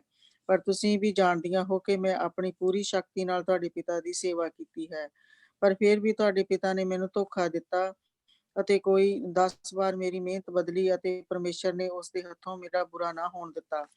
ਜੇਕਰ ਉਸਨੇ ਕਿਹਾ ਚਿਤਕਬਰੇ ਲੇਲੇ ਤੇਰੇ ਹੋਣਗੇ, ਤਾਂ ਇੱਜੜ ਨੇ ਚਿਤਕਬਰਿਆਂ ਨੂੰ ਹੀ ਜਨਮਿਆ, ਪਰ ਜੇ ਉਸਨੇ ਕਿਹਾ ਡੱਬੇ ਤੇਰੇ ਹੋਣਗੇ, ਤਾਂ ਇੱਜੜ ਨੇ ਡੱਬਿਆਂ ਨੂੰ ਹੀ ਜਨਮਿਆ। ਇਸ ਤਰ੍ਹਾਂ ਪਰਮੇਸ਼ਰ ਨੇ ਤੁਹਾਡੇ ਪਿਤਾ ਦਾ ਮਾਲ ਡੰਗਰ ਲੈ ਕੇ ਮੈਨੂੰ ਦੇ ਦਿੱਤਾ। ਇੱਜੜ ਦੇ ਬਾਗ ਵਿੱਚ ਆਉਣ ਸਮੇਂ ਮੈਂ ਇੱਕ ਸੁਪਨਾ ਦੇਖਿਆ ਕਿ ਜੋ ਬੱਕਰੇ ਬੱਕਰੀਆਂ ਨਾਲ ਸੰਗ ਕਰ ਰਹੇ ਹਨ, ਉਹ ਸਭ ਚਿਤਕਬਰੇ, ਡੱਬੇ ਅਤੇ ਧਾਰੀਦਾਰ ਹਨ। ਤਦ ਪ੍ਰਭੂ ਨੇ ਆਪਣੇ ਸਵਰਗ ਦੂਤ ਦੇ ਰਾਹੀਂ ਸੁਪਨੇ ਵਿੱਚ ਹੀ ਮੈਨੂੰ ਕਿਹਾ, ਯਾਕੂਬ। ਮੈਂ ਉੱਤਰ ਦਿੱਤਾ, ਹਾਂ ਪ੍ਰਭੂ ਜੀ। ਉਸਨੇ ਕਿਹਾ, ਸਭ ਬੱਕਰੇ ਜੋ ਬੱਕਰੀਆਂ ਨਾਲ ਸੰਗ ਕਰ ਰਹੇ ਹਨ, ਚਿਤਕਬਰੇ, ਡੱਬੇ ਅਤੇ ਧਾਰੀਦਾਰ ਹਨ। ਜੋ ਲਾਬਾਨ ਨੇ ਤੇਰੇ ਨਾਲ ਕੀਤਾ ਹੈ, ਮੈਂ ਸਭ ਦੇਖਿਆ ਹੈ। ਮੈਂ ਉਹ ਪਰਮੇਸ਼ਰ ਹਾਂ ਜੋ ਤੈਨੂੰ ਬੈਤੇਲ ਦੀ ਥਾਂ ਤੇ ਮਿਲਿਆ ਸਾਂ ਅਤੇ ਜਿੱਥੇ ਮੇਰੇ ਨਾਲ ਪ੍ਰਤਿਗਿਆ ਕਰਦੇ ਸਮੇਂ ਤੋਂ ਇੱਕ ਪੱਥਰ ਅਰਪਿਤ ਕੀਤਾ ਸੀ। ਤੂੰ ਹੁਣ ਆਪਣੇ ਜਨਮ ਸਥਾਨ ਨੂੰ ਮੁੜ ਜਾ। ਰਾਖੇਲ ਅਤੇ ਲਿਆ ਨੇ ਉੱਤਰ ਦਿੱਤਾ ਕਿ ਸਾਡੇ ਲਈ ਸਾਡੇ ਪਿਤਾ ਦੇ ਘਰ ਵਿੱਚ ਬਾਕੀ ਕੁਝ ਰਹਿ ਗਿਆ ਹੈ। ਉਸਨੇ ਸਾਡੇ ਨਾਲ ਪਰਾਇਆਂ ਵਾਲਾ ਵਰਤਾਓ ਕੀਤਾ ਹੈ। ਉਸਨੇ ਤਾਂ ਸਾਨੂੰ ਵੇਚ ਦਿੱਤਾ ਅਤੇ ਸਾਡੇ ਮੁੱਲ ਦੇ ਪੈਸੇ ਤੋਂ ਅੱਜ ਤੱਕ ਖਰਚ ਰਿਹਾ ਹੈ। ਹੁਣ ਜੋ ਕੁਝ ਵੀ ਪਰਮੇਸ਼ਰ ਨੇ ਉਸ ਕੋਲੋਂ ਲੈ ਕੇ ਸਾਨੂੰ ਦਿੱਤਾ ਹੈ, ਉਹ ਸਭ ਸਾਡਾ ਅਤੇ ਸਾਡੇ ਬੱਚਿਆਂ ਦਾ ਹੈ। ਇਸ ਲਈ ਜੋ ਕੁਝ ਪਰਮੇਸ਼ਰ ਨੇ ਤੈਨੂੰ ਕਿਹਾ ਹੈ, ਤੂੰ ਉਹੀ ਕਰ। ਸੋ ਯਾਕੂਬ ਨੇ ਆਪਣੇ ਪੁੱਤਰਾਂ ਅਤੇ ਪਤਨੀਆਂ ਨੂੰ ਊਠਾਂ ਤੇ ਚੜਾ ਦਿੱਤਾ। ਉਸਨੇ ਆਪਣੇ ਸਭ ਪਸ਼ੂਆਂ, ਇੱਜੜ ਅਤੇ ਮਾਲ ਮੱਤਾ ਜੋ ਉਸਨੇ ਮੈਸੋਪੋਟੇਮੀਆ, ਪਦਮ ਆਰਾਮ ਵਿੱਚ ਕਮਾਇਆ ਸੀ, ਲੈ ਲਿਆ। ਫਿਰ ਉਹ ਆਪਣੇ ਪਿਤਾ ਇਸਹਾਕ ਦੇ ਦੇਸ਼ ਕਨਾਨ ਵੱਲ ਚੱਲ ਪਿਆ। ਰਾਖੇਲ ਨੇ ਆਪਣੇ ਪਿਤਾ ਦੇ ਘਰ ਦੇ ਬੁੱਤਾਂ ਨੂੰ ਚੋਰੀ ਕਰ ਲਿਆ। ਲਾਬਾਨ ਉਸ ਸਮੇਂ ਆਪਣੇ ਭੇਡਾਂ ਦੀ ਉੱਨ ਕੁਤਰਨ ਲੱਗਾ ਹੋਇਆ ਸੀ। ਯਾਕੂਬ ਨੇ ਆਪਣੇ ਸਹੁਰੇ ਲਾਬਾਨ ਅਰਾਮੀ ਨੂੰ ਆਪਣੇ ਜਾਣ ਬਾਰੇ ਨਹੀਂ ਦੱਸਿਆ ਸੀ। ਉਹ ਇੱਕ ਤਰ੍ਹਾਂ ਨਾਲ ਉੱਥੋਂ ਚੋਰੀ ਨੱਠ ਚੱਲਿਆ ਸੀ। ਉਸਨੇ ਆਪਣਾ ਸਭ ਕੁਝ ਨਾਲ ਲੈ ਲਿਆ ਸੀ। ਉਸਨੇ ਦਰਿਆ ਫਰਾਤ ਨੂੰ ਪਾਰ ਕੀਤਾ ਅਤੇ ਗਿਲਿਆਦ ਦੇ ਪਹਾੜ ਵੱਲ ਚੱਲ ਪਿਆ। ਆਮੀਨ। ਇੱਥੇ ਤੱਕ ਹੀ ਸੋ ਹੁਣ ਅਸੀਂ ਇੱਥੇ ਦੇਖਦੇ ਪਏ ਹਾਂ, ਹਾਂਜੀ ਇੱਥੇ ਤੱਕ। ਇੱਥੇ ਅਸੀਂ ਜਿਹੜਾ ਸਭ ਤੋਂ ਵੱਡਾ ਅਸੀਂ ਲੈਸਨ ਦੇਖਦੇ ਪਏ ਹਾਂ, ਉਹ ਇਹ ਦੇਖਦੇ ਪਏ ਹਾਂ ਅੱਜ ਜੋ ਕੁਝ ਵੀ ਅਸੀਂ ਪੜ੍ਹਿਆ ਕਿ ਪ੍ਰਭੂ ਪੱਖਪਾਤ ਨਹੀਂ, ਪਰ ਜੇ ਸਾਡਾ ਧਿਆਨ ਪ੍ਰਭੂ ਦੇ, ਜੇ ਉਸਦੇ ਲਈ ਸਾਡੀ ਪੁਕਾਰ ਪ੍ਰਭੂ ਦੇ ਅੱਗੇ ਜਾਂਦੀ ਹੈ, ਤਾਂ ਫਿਰ ਉਹ ਪੱਖਪਾਤ ਨਹੀਂ। ਸੋ ਇੱਥੇ ਅਸੀਂ ਦੇਖਿਆ ਕਿ ਕਿਸ ਤਰ੍ਹਾਂ ਪ੍ਰਭੂ ਨੇ ਉਸਨੂੰ ਦਰਸ਼ਨ ਦਿੱਤਾ ਔਰ ਉਸਨੇ ਕਿਹਾ ਕਿ ਹੁਣ ਇਹ ਜਿਹੜਾ ਜਿੰਨਾ ਵੀ ਇਹ ਬਾਗ, ਇਹ ਜਿੰਨੀਆਂ ਵੀ ਭੇਡਾਂ ਬੱਕਰੀਆਂ, ਇਹ ਹੁਣ ਤੇਰੇ ਲਈ ਪੈਦਾ ਕਰਨਗੀਆਂ। ਪਰ ਹੁਣ ਪ੍ਰੋਬਲਮ ਇੱਕ ਆ ਗਈ ਹੁਣ ਜਿਹੜੇ ਲਬਾਨ ਦੇ ਮੁੰਡੇ ਆ ਉਹ ਦੇਖਦੇ ਪਏ ਆ ਕਿ ਇਹਦਾ ਬਾਗ ਸਾਡੇ ਨਾਲੋਂ ਵੀ ਤਕੜਾ ਹੋ ਗਿਆ, ਇਹ ਸਾਡੇ ਤੋਂ ਨਹੀਂ। ਸੋ ਹੁਣ ਪੱਖਪਾਤ ਲੱਭ ਕਰਨਾ ਪਏਗਾ। ਸੋ ਹੁਣ ਉੱਥੇ ਰਹਿਣਾ ਉਹਦੇ ਲਈ ਖਤਰੇ ਤੋਂ ਖਾਲੀ। ਸੋ ਪ੍ਰਭੂ ਨੇ ਉਸਨੂੰ ਕਿਹਾ ਕਿ ਹੁਣ ਤੇਰਾ ਘਰ ਜਾਣ ਦਾ ਵੇਲਾ ਆ ਗਿਆ। ਸੋ ਉਸਨੇ, ਅਸੀਂ ਇਹ ਦੇਖਦੇ ਪਏ ਹਾਂ ਕਿ ਜਿਹੜਾ ਲਬਾਨ ਆ ਆਪਣੀ ਭੇਡਾਂ ਨੂੰ ਲੈ ਕੇ ਦੂਸਰੇ ਪਾਸੇ ਨੂੰ ਗਿਆ ਆ, ਉਹ ਹੈ ਨਹੀਂ ਸੀ ਉੱਥੇ, ਤੇ ਇਸ ਨੇ ਆਪਣਾ ਬਾਗ ਲੈ ਕੇ ਤੁਰ ਪਿਆ। ਰੇਚਲ ਦੀ ਕੋਖ ਕਿਉਂ ਬੰਦ ਸੀ? ਇੱਥੇ ਇੱਕ ਚੀਜ਼ ਆਉਂਦੀ ਪਈ ਹੈ, ਰੇਚਲ ਦੇ ਬੱਚਾ ਕਿਉਂ ਨਹੀਂ ਸੀ ਹੁੰਦਾ ਪਿਆ? ਦੋ ਚੀਜ਼ਾਂ, ਇੱਕ ਉਹ ਆਪਣੀ ਭੈਣ ਦੇ ਨਾਲ ਪੱਖਪਾਤ ਕਰਦੀ ਪਈ ਸੀ, ਤੇ ਦੂਸਰਾ ਉਹਦੇ ਮਨ ਦੇ ਵਿੱਚ ਬੁੱਤ ਪ੍ਰਸਤੀ ਸੀ।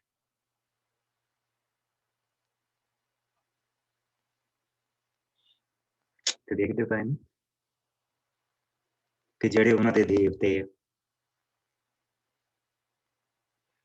ਔਰ ਇਹ ਜਿਹੜੇ ਦੇਵਤੇ ਆ, ਇਹ ਅਸੀਂ ਸਾਊਲ ਦੀਆਂ ਕੁੜੀਆਂ ਤੱਕ ਦੇਖਣੇ ਆ ਕਿ ਇਹਨਾਂ ਦੇ ਘਰ ਪਏ ਸੀ।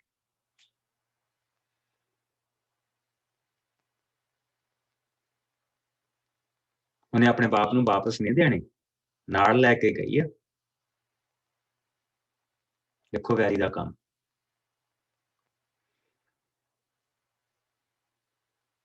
ਸਾਊਲ ਦੀਆਂ ਕੁੜੀਆਂ ਜਿਹੜੀਆਂ ਸੀ, ਉੱਥੇ ਤੱਕ ਇਹ ਬੁੱਤ ਉਸ ਘਰ ਦੇ ਵਿੱਚ ਪਏ ਸੀ। ਸਾਊਲ ਦੇ ਟੱਬਰ ਦਾ ਨਾਸ਼ ਕਰ ਦਿੱਤਾ ਸੀ ਇਹਨਾਂ। ਅਸੀਂ ਜਿਹੜੇ ਉੱਥੇ ਪਹੁੰਚਾਂਗੇ ਨਾ, ਉੱਥੇ ਦੇਖਾਂਗੇ ਏਦਾਂ ਆਇਆ ਬਾਈਬਲ ਦੇ ਵਿੱਚ ਨਾਮ ਦੋਂਦਾ ਜਿਹੜੇ ਪੜ੍ਹਦੇ। ਸੋ ਉਸਨੇ ਮਾਲ ਡੰਗਰ ਲਿਆ, there's nothing much। ਪ੍ਰਭੂ ਨੇ ਉਸਨੂੰ ਜਿਸ ਤਰ੍ਹਾਂ ਦਰਸ਼ਨ ਦਿੱਤਾ, ਉਸਨੂੰ ਕਿਹਾ ਕਿ ਦੇਖ ਸਾਰਾ ਕੁਛ ਮੈਂ ਹੁਣ ਤੇਰਾ ਬਣਾ ਦਿੱਤਾ। 2-3 ਸਾਲਾਂ ਦੇ ਵਿੱਚ ਪ੍ਰਭੂ ਨੇ ਉਸਨੂੰ ਐਨ ਰੈਡੀ ਕਰ ਦਿੱਤਾ ਸੀ। 1713 ਦੇ ਵਿੱਚ ਉਹ ਮਸੀਹ ਦੇ ਆਉਣ ਤੋਂ 1713 ਸਾਲ ਪਹਿਲਾਂ 3 ਸਾਲਾਂ ਦੇ ਵਿੱਚ ਹੀ ਪ੍ਰਭੂ ਨੇ ਉਸਨੂੰ ਸਭ ਕੁਛ ਦੇ ਦਿੱਤਾ ਜੀ। ਉਸ ਜਿਹੜੀਆਂ ਚੀਜ਼ਾਂ ਦੀ ਉਸਨੂੰ ਲੋੜ ਸੀ, ਉਸਨੂੰ ਐਨ ਮਾਲਦਾਰ ਕਰ ਦਿੱਤਾ। ਉਸਦੇ ਕੋਲ ਈਵਨ ਆਪਣੇ ਭਰਾ ਈਸੋ ਦੇ ਨਾਲੋਂ ਵੀ ਜ਼ਿਆਦਾ ਹੈ ਇਸ ਵੇਲੇ, ਔਰ ਉਹਦੇ ਕੋਲ ਸਭ ਕੁਛ ਅਬਰਾਹਮ ਦਾ ਵੀ ਆ, ਔਰ ਉਹਦੇ ਕੋਲ ਸਾਰਾ ਕੁਛ ਆਪਣੇ ਬਾਪ ਇਸਹਾਕ ਦਾ ਵੀ। ਔਰ ਪ੍ਰਭੂ ਨੇ ਫਿਰ ਵੀ ਇਸ ਨੂੰ ਇੰਨਾ ਮਾਲਦਾਰ ਕਰ ਦਿੱਤਾ ਕਿ ਜੇਕਬ ਈਸੋ ਨਾਲੋਂ ਵੀ ਮਾਲਦਾਰ ਸੀ। ਇਸ ਲਈ ਪ੍ਰਭੂ ਦੇ ਧਿਆਨ ਲੱਗਾ। ਪ੍ਰਭੂ ਨੇ ਕਿਹਾ, ਦੇਖ ਮੈਂ ਦੇਖਿਆ ਕਿ ਲਬਾਨ ਨੇ ਤੇਰੇ ਨਾਲ ਬਹੁਤ ਪੱਖਪਾਤ ਕੀਤਾ, ਪਰ ਮੈਂ ਨਹੀਂ ਕਰੂੰਗਾ। ਹੁਣ ਮੈਂ ਉਹਦੇ ਤੋਂ ਕਢਾਉਂ ਸਾਰਾ ਕੁਛ। ਚਿੱਟੀਆਂ ਭੇਡਾਂ ਬੱਕਰੀਆਂ ਇੱਕ ਪਾਸੇ, ਚਿੱਟੀਆਂ ਬੱਕਰੀਆਂ ਇੱਕ ਪਾਸੇ ਚਰਦੀਆਂ ਪਈਆਂ, ਤੋਂ ਲੇਲੇ ਜਿਹੜੇ ਉਹ ਪੈਦਾ ਕਰਦੀਆਂ ਪਈਆਂ, ਉਹ ਚਿਤਕਬਰੇ ਕਰਦੀਆਂ। ਸੋ ਕਦੀ ਉਹ ਕਹਿੰਦਾ ਚਿਤਕਬਰੇ ਲੈ ਸਕਦਾ, ਤੇ ਕਦੀ ਉਹ ਕਹਿੰਦਾ ਡੱਬੇ ਤੂੰ ਟੱਬ ਖੜੱਬੇ ਲੈ ਸਕਦਾ। ਚਿਤਕਬਰੇ ਹੁੰਦੇ ਆ ਜਿਹੜੀਆਂ ਲਾਈਨਾਂ ਬਣੀਆਂ ਹੁੰਦੀਆਂ, ਜਿੱਦਾਂ ਇੱਕ ਲਾਈਨ ਕਾਲੇ ਬਾਲਾਂ ਦੀ, ਇੱਕ ਲਾਈਨ ਚਿੱਟਿਆਂ ਬਾਲਾਂ ਦੀ, ਜਾਂ ਇੱਕ ਲਾਲ ਬਾਲਾਂ ਦੀ। ਉਹ ਤੇ ਲੇਕਿਨ ਉਹਨੇ 20 ਵਾਰੀ ਉਸਦੀ ਬਦਲਿਆ। ਪ੍ਰਭੂ ਨੇ ਜਿੰਨੀ ਵਾਰੀ ਉਸਨੇ ਬਦਲਿਆ, ਜੋ ਉਹਨੇ ਮੂੰਹ ਦੇ ਵਿੱਚੋਂ ਕੱਢਿਆ ਕਿ ਤੂੰ ਆਹ ਲੈ ਸਕਦਾ, ਪ੍ਰਭੂ ਨੇ ਉਹੀ ਬੱਚੇ ਪੈਦਾ ਕੀਤੇ ਪੇਟ ਵਿੱਚ। ਦੇਖੋ ਕਿੰਨੀ ਮਾਈਨਿਊਟ ਤੱਕ ਪ੍ਰਭੂ, ਨਿੱਕੀਆਂ ਨਿੱਕੀਆਂ ਚੀਜ਼ਾਂ ਤੱਕ ਸਾਡਾ ਪ੍ਰਭੂ ਸਾਡੇ ਨਾਲ। ਵੱਡੀਆਂ ਵੱਡੀਆਂ ਗੱਲਾਂ ਦੇ ਇੱਕ ਪਾਸੇ, ਨਿੱਕੀਆਂ ਨਿੱਕੀਆਂ ਏਦਾਂ ਹੀ ਤੁਰਦਾ। ਅੱਜ ਵੀ ਏਦਾਂ ਹੀ ਚੱਲਦਾ ਸਾਡੇ।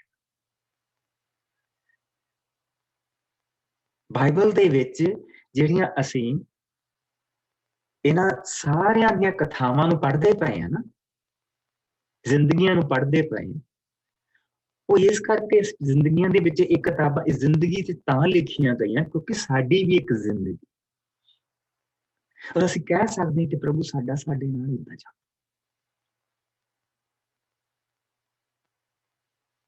ਅੱਜ ਵੀ ਇਦਾਂ ਚੱਲਦਾ। ਬਹੁਤ ਦੇਰ ਪਹਿਲਾਂ ਮੈਂ ਬ੍ਰਦਰ ਜਿਹੜੇ ਪਾਸਟਰ ਬਿੰਦਰ ਦੇ ਨਾਲ ਜਿਹੜੇ ਬ੍ਰਦਰ ਜਿਹੜੇ ਸੇਵਾ ਕਰਦੇ ਆ, ਉਹਨਾਂ ਦੀ ਸ਼ਾਪ ਦੇ ਉੱਤੇ ਸੀਗਾ। ਉੱਥੇ ਕੋਈ ਬੰਦਾ ਟਰੱਕ ਠੀਕ ਕਰਾਉਣ ਆਇਆ ਤੇ ਉਹ ਮੇਰੇ ਨਾਲ ਗੱਲ ਕਰਦੇ ਪਏ ਸੀ, ਬਾਈਬਲ ਦੀ ਗੱਲ ਕਰਦੇ ਪਏ ਸੀ। ਉਹ ਬੰਦਾ ਕਹਿੰਦਾ ਬਾਈਬਲ ਕਹਿੰਦਾ ਕਿਹੜੀ ਚੀਜ਼ ਹੈ, ਕਹਿੰਦਾ ਕਹਾਣੀਆਂ ਜਿਹੀਆਂ ਤੇ ਲਿਖੀਆਂ ਨੇ। ਤੇ ਉਹਨੂੰ ਫਿਰ ਮੈਂ ਪੁੱਛਿਆ, ਮੈਂ ਕਿਹਾ ਭਾਈ ਸਿੰਘ ਸਾਹਿਬ, ਮੈਂ ਕਿਹਾ ਮੈਨੂੰ ਇੱਕ ਚੀਜ਼ ਦੱਸੋ ਕਿ ਆਪਣੇ ਬਾਰੇ ਕੁਝ ਦੱਸੋ। ਲੱਭ ਪਿਆ ਜਦੋਂ ਮੈਂ ਇੰਡੀਆ ਤੇ ਮੈਂ ਇੰਨਾ ਪੜ੍ਹਿਆ ਤੇ ਉਹ ਮੈਨੂੰ ਕਹਾਣੀ ਨਾ ਸੁਣਾਓ, ਆਪਣੇ ਬਾਰੇ ਦੱਸੋ। ਫਿਰ ਕੈਨੇਡਾ ਦਾ ਦੱਸਣ ਲੱਗ ਪਿਆ ਵੀ ਇੱਥੇ ਅਸੀਂ ਆਏ, ਇੱਥੇ ਆ ਕੇ ਬੜੀ ਸਟਰਗਲ ਕੀਤੀ, ਫਿਰ ਹੌਲੀ ਹੌਲੀ ਅਸੀਂ ਟਰੱਕ ਵੇਚਣ ਜਦੋਂ ਵੀ 1-2 ਸਾਨੂੰ ਡੀਲਾਂ ਸੋਹਣੀਆਂ ਮਿਲ ਗਈਆਂ ਟਰੱਕਾਂ ਦੀਆਂ, ਫਿਰ ਅਸੀਂ ਉਹ ਵੇਚੇ। ਹੁਣ ਮੈਂ ਆਕਸ਼ਨਾਂ ਤੇ ਜਾਂਦਾ ਹੁੰਦਾ, ਉੱਥੋਂ ਲਿਆਉਣਾ, ਫਿਰ ਇੱਥੋਂ ਕਹਿੰਦਾ ਮੈਂ ਠੀਕ ਕਰਾ ਲੈਣਾ। ਤੇ ਮੈਂ ਕਿਹਾ ਵੀ ਇਹ ਤਾਂ ਫਿਰ ਤੁਸੀਂ ਮੈਨੂੰ ਕਹਾਣੀ ਸੁਣਾਉਣੀ ਸ਼ੁਰੂ ਕਰਤੀ, ਆਪਣੇ ਬਾਰੇ ਦੱਸੋ। ਲੈ ਕਹਿੰਦਾ ਜੇ ਮੈਂ ਕਹਾਣੀ ਨਹੀਂ ਸੁਣਾਉ ਤੇ ਆਪਣੇ ਬਾਰੇ ਕਿੱਦਾਂ ਦੱਸੂ।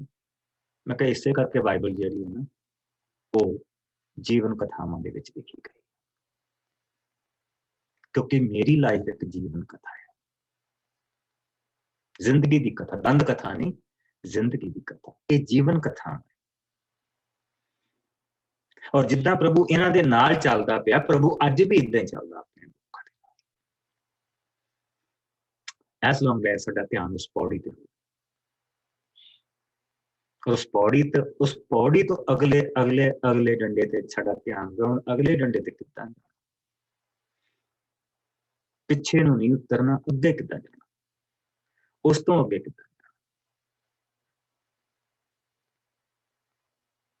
ਇਹ ਨਹੀਂ ਚੀਜ਼। ਔਰ ਜਿਸ ਲਈ ਇਹਨੇ ਆਪਣਾ ਧਿਆਨ ਪ੍ਰਭੂ ਦੇ ਵੱਲ ਲਾਇਆ, ਇਹਦੀ ਪਤਨੀ ਲਿਆ ਨੇ ਆਪਣਾ ਧਿਆਨ ਪ੍ਰਭੂ ਦੇ ਵੱਲ ਲਾਇਆ, ਤੇ ਪ੍ਰਭੂ ਦੇਖੋ ਕਿੱਦਾਂ ਬਰਕਤ ਦਿੰਦਾ। ਪ੍ਰਭੂ ਨੇ ਉਹਨਾਂ ਦਾ ਧਿਆਨ ਆਪਣੇ ਬਾਪ ਤੋਂ ਅਲੱਗ ਕਰ ਦਿੱਤਾ। ਦੇਖੋ ਉਹਨਾਂ ਨੇ ਕਿਹਾ ਉਸਨੇ ਸਾਡੀ ਕਮਾਈ ਸਾਡੇ ਤੋਂ ਕਰਾਈ ਨਹੀਂ, ਸਾਡੀ ਕਮਾਈ ਉਸਨੇ ਖਾ ਵੀ ਲਈ, ਪਰ ਹੁਣ ਜੋ ਸਾਨੂੰ ਦਿੱਤਾ ਸਾਡੇ ਪ੍ਰਭੂ ਨੇ ਦਿੱਤਾ। ਸੋ ਹੁਣ ਅਸੀਂ ਜਿੱਥੇ ਕਹੀਂ ਤੇਰੇ ਨਾਲ ਚੱਲਾਂਗੇ। ਪ੍ਰਭੂ ਨੇ ਜਿਹੜਾ ਉਹਨਾਂ ਦਾ ਦਿਲ ਸੀ ਆਪਣੇ ਬਾਪ ਤੋਂ ਖੱਟਾ ਕਰਾ, ਔਰ ਉਹ ਜਿਸ ਵੇਲੇ ਉੱਥੇ ਹੈ ਨਹੀਂ ਸੀ ਤਾਂ ਉਹ ਆਪਣੇ ਟੱਬਰ ਨੂੰ ਲੈ ਕੇ ਉੱਥੋਂ ਤੁਰ ਪਿਆ। ਆਇਆ ਕਿੱਦਾਂ ਸੀ? ਹੱਥ ਦੇ ਵਿੱਚ ਇੱਕ ਡੰਡਾ ਸੀ। ਕਿਹਾ ਕਿੱਦਾਂ? ਊਂਠ ਤੇ ਚੜ੍ਹ ਕੇ। ਭੇਡਾਂ, ਬੱਕਰੀਆਂ, ਗਧੇ, ਸਾਰੀਆਂ ਚੀਜ਼ਾਂ ਨਾਲ ਲੈ ਕੇ। ਇਹ ਪ੍ਰਭੂ ਦੀ ਬਰਕਤ, ਏਦਾਂ ਦਿੰਦਾ ਪ੍ਰਭੂ ਬਰਕਤ। ਇਸ ਪ੍ਰਭੂ ਦੇ ਅਸੀਂ ਲੋਕ, ਇਸ ਪ੍ਰਭੂ ਦੇ ਲੋਕ। ਬਸ ਇਹਦੇ ਵਿੱਚ ਇਸ ਹਿੱਸੇ 'ਚ ਕੋਈ ਮੇਨ ਚੀਜ਼ ਹੈ ਕਿ ਉਸਨੇ ਜਾਂਦੀਆਂ ਜਾਂਦੀ ਨੇ ਆਪਣੇ ਬਾਪ ਦੇ ਘਰੋਂ ਬੁੱਤ ਚੁੱਕ ਲਿਆ, ਔਰ ਇਹ ਕਲੰਕ ਇਜ਼ਰਾਈਲ ਦੇ ਘਰਾਣੇ ਤੇ ਸਾਰੀ ਉਮਰ ਰਹਿਣਾ। ਸੋ ਆਓ ਦੁਆ ਕਰੀਏ ਔਰ ਪ੍ਰਭੂ ਦੀ ਹਜ਼ੂਰੀ 'ਚ ਆਪਣੇ ਆਪ ਨੂੰ। ਪ੍ਰਭੂ ਜੀ ਤੇਰਾ ਬਹੁਤ ਸ਼ੁਕਰ ਕਰਦੇ ਹਾਂ, ਤੂੰ ਮਹਾਨ ਪ੍ਰਭੂ। ਤੇਰਾ ਸ਼ੁਕਰ ਕਰਦੇ ਹਾਂ ਕਿ ਇਸੇ ਤਰ੍ਹਾਂ ਤੂੰ ਪ੍ਰਭੂ ਜੀ ਸਾਡੇ ਨਾਲ ਚੱਲ, ਤੂੰ ਸਾਨੂੰ ਬੁਲਾਉਣਾ, ਉਸੇ ਅਸੀਂ ਇਕੱਲੇ ਹੁੰਦੇ ਮੇਰੇ ਕੋਲ, ਔਰ ਫਿਰ ਬਾਕੀ ਸਭ ਕੁਝ ਤੂੰ ਆਪਣੇ ਹੱਥ ਦੇ ਨਾਲ ਕਰ। ਚਿੱਕੜ ਦੇ ਵਿੱਚੋਂ ਪ੍ਰਭੂ ਜੀ ਤੂੰ ਚੁੱਕਣਾ, ਇਸ ਦੇ ਲਈ ਅਸੀਂ ਤੇਰਾ ਸ਼ੁਕਰ ਕਰਦੇ। ਕਿੱਥੋਂ ਕੱਢਿਆ, ਕੀ ਬਣਾਇਆ ਤਾਂ ਕੀ ਬਣਾਉਂਦਾ ਜਾ ਰਹੇ। ਇਹ ਜਿਉਂਦੇ ਪ੍ਰਭੂ ਤੋਂ ਇਲਾਵਾ ਹੋਰ ਕੋਈ ਨਹੀਂ ਕਰ ਸਕਦਾ। ਪ੍ਰਭੂ ਜੀ ਅਸੀਂ ਤੇਰਾ ਸ਼ੁਕਰ ਕਰਦੇ ਹਾਂ ਆਪਣੀ ਜ਼ਿੰਦਗੀ ਦੇ ਵਿੱਚ। ਤੇਰਾ ਸ਼ੁਕਰ ਕਰਦੇ ਉਹਨਾਂ ਚੀਜ਼ਾਂ ਦੇ ਲਈ ਜੋ ਸਾਡੀਆਂ ਅੱਖਾਂ ਨੇ ਹਾਲੇ ਦੇਖੀਆਂ ਨੇ, ਉਹਨਾਂ ਦੁਆਵਾਂ ਦੇ ਲਈ ਜੋ ਪੂਰੀਆਂ ਨਹੀਂ ਹੋਈਆਂ ਹਾਲੇ, ਪਰ ਤੇਰਾ ਸ਼ੁਕਰ ਕਰਦੇ ਹਾਂ ਉਹ ਜੀਵਨ ਤੂੰ ਪੂਰਾ ਕਰ ਦਿੱਤਾ।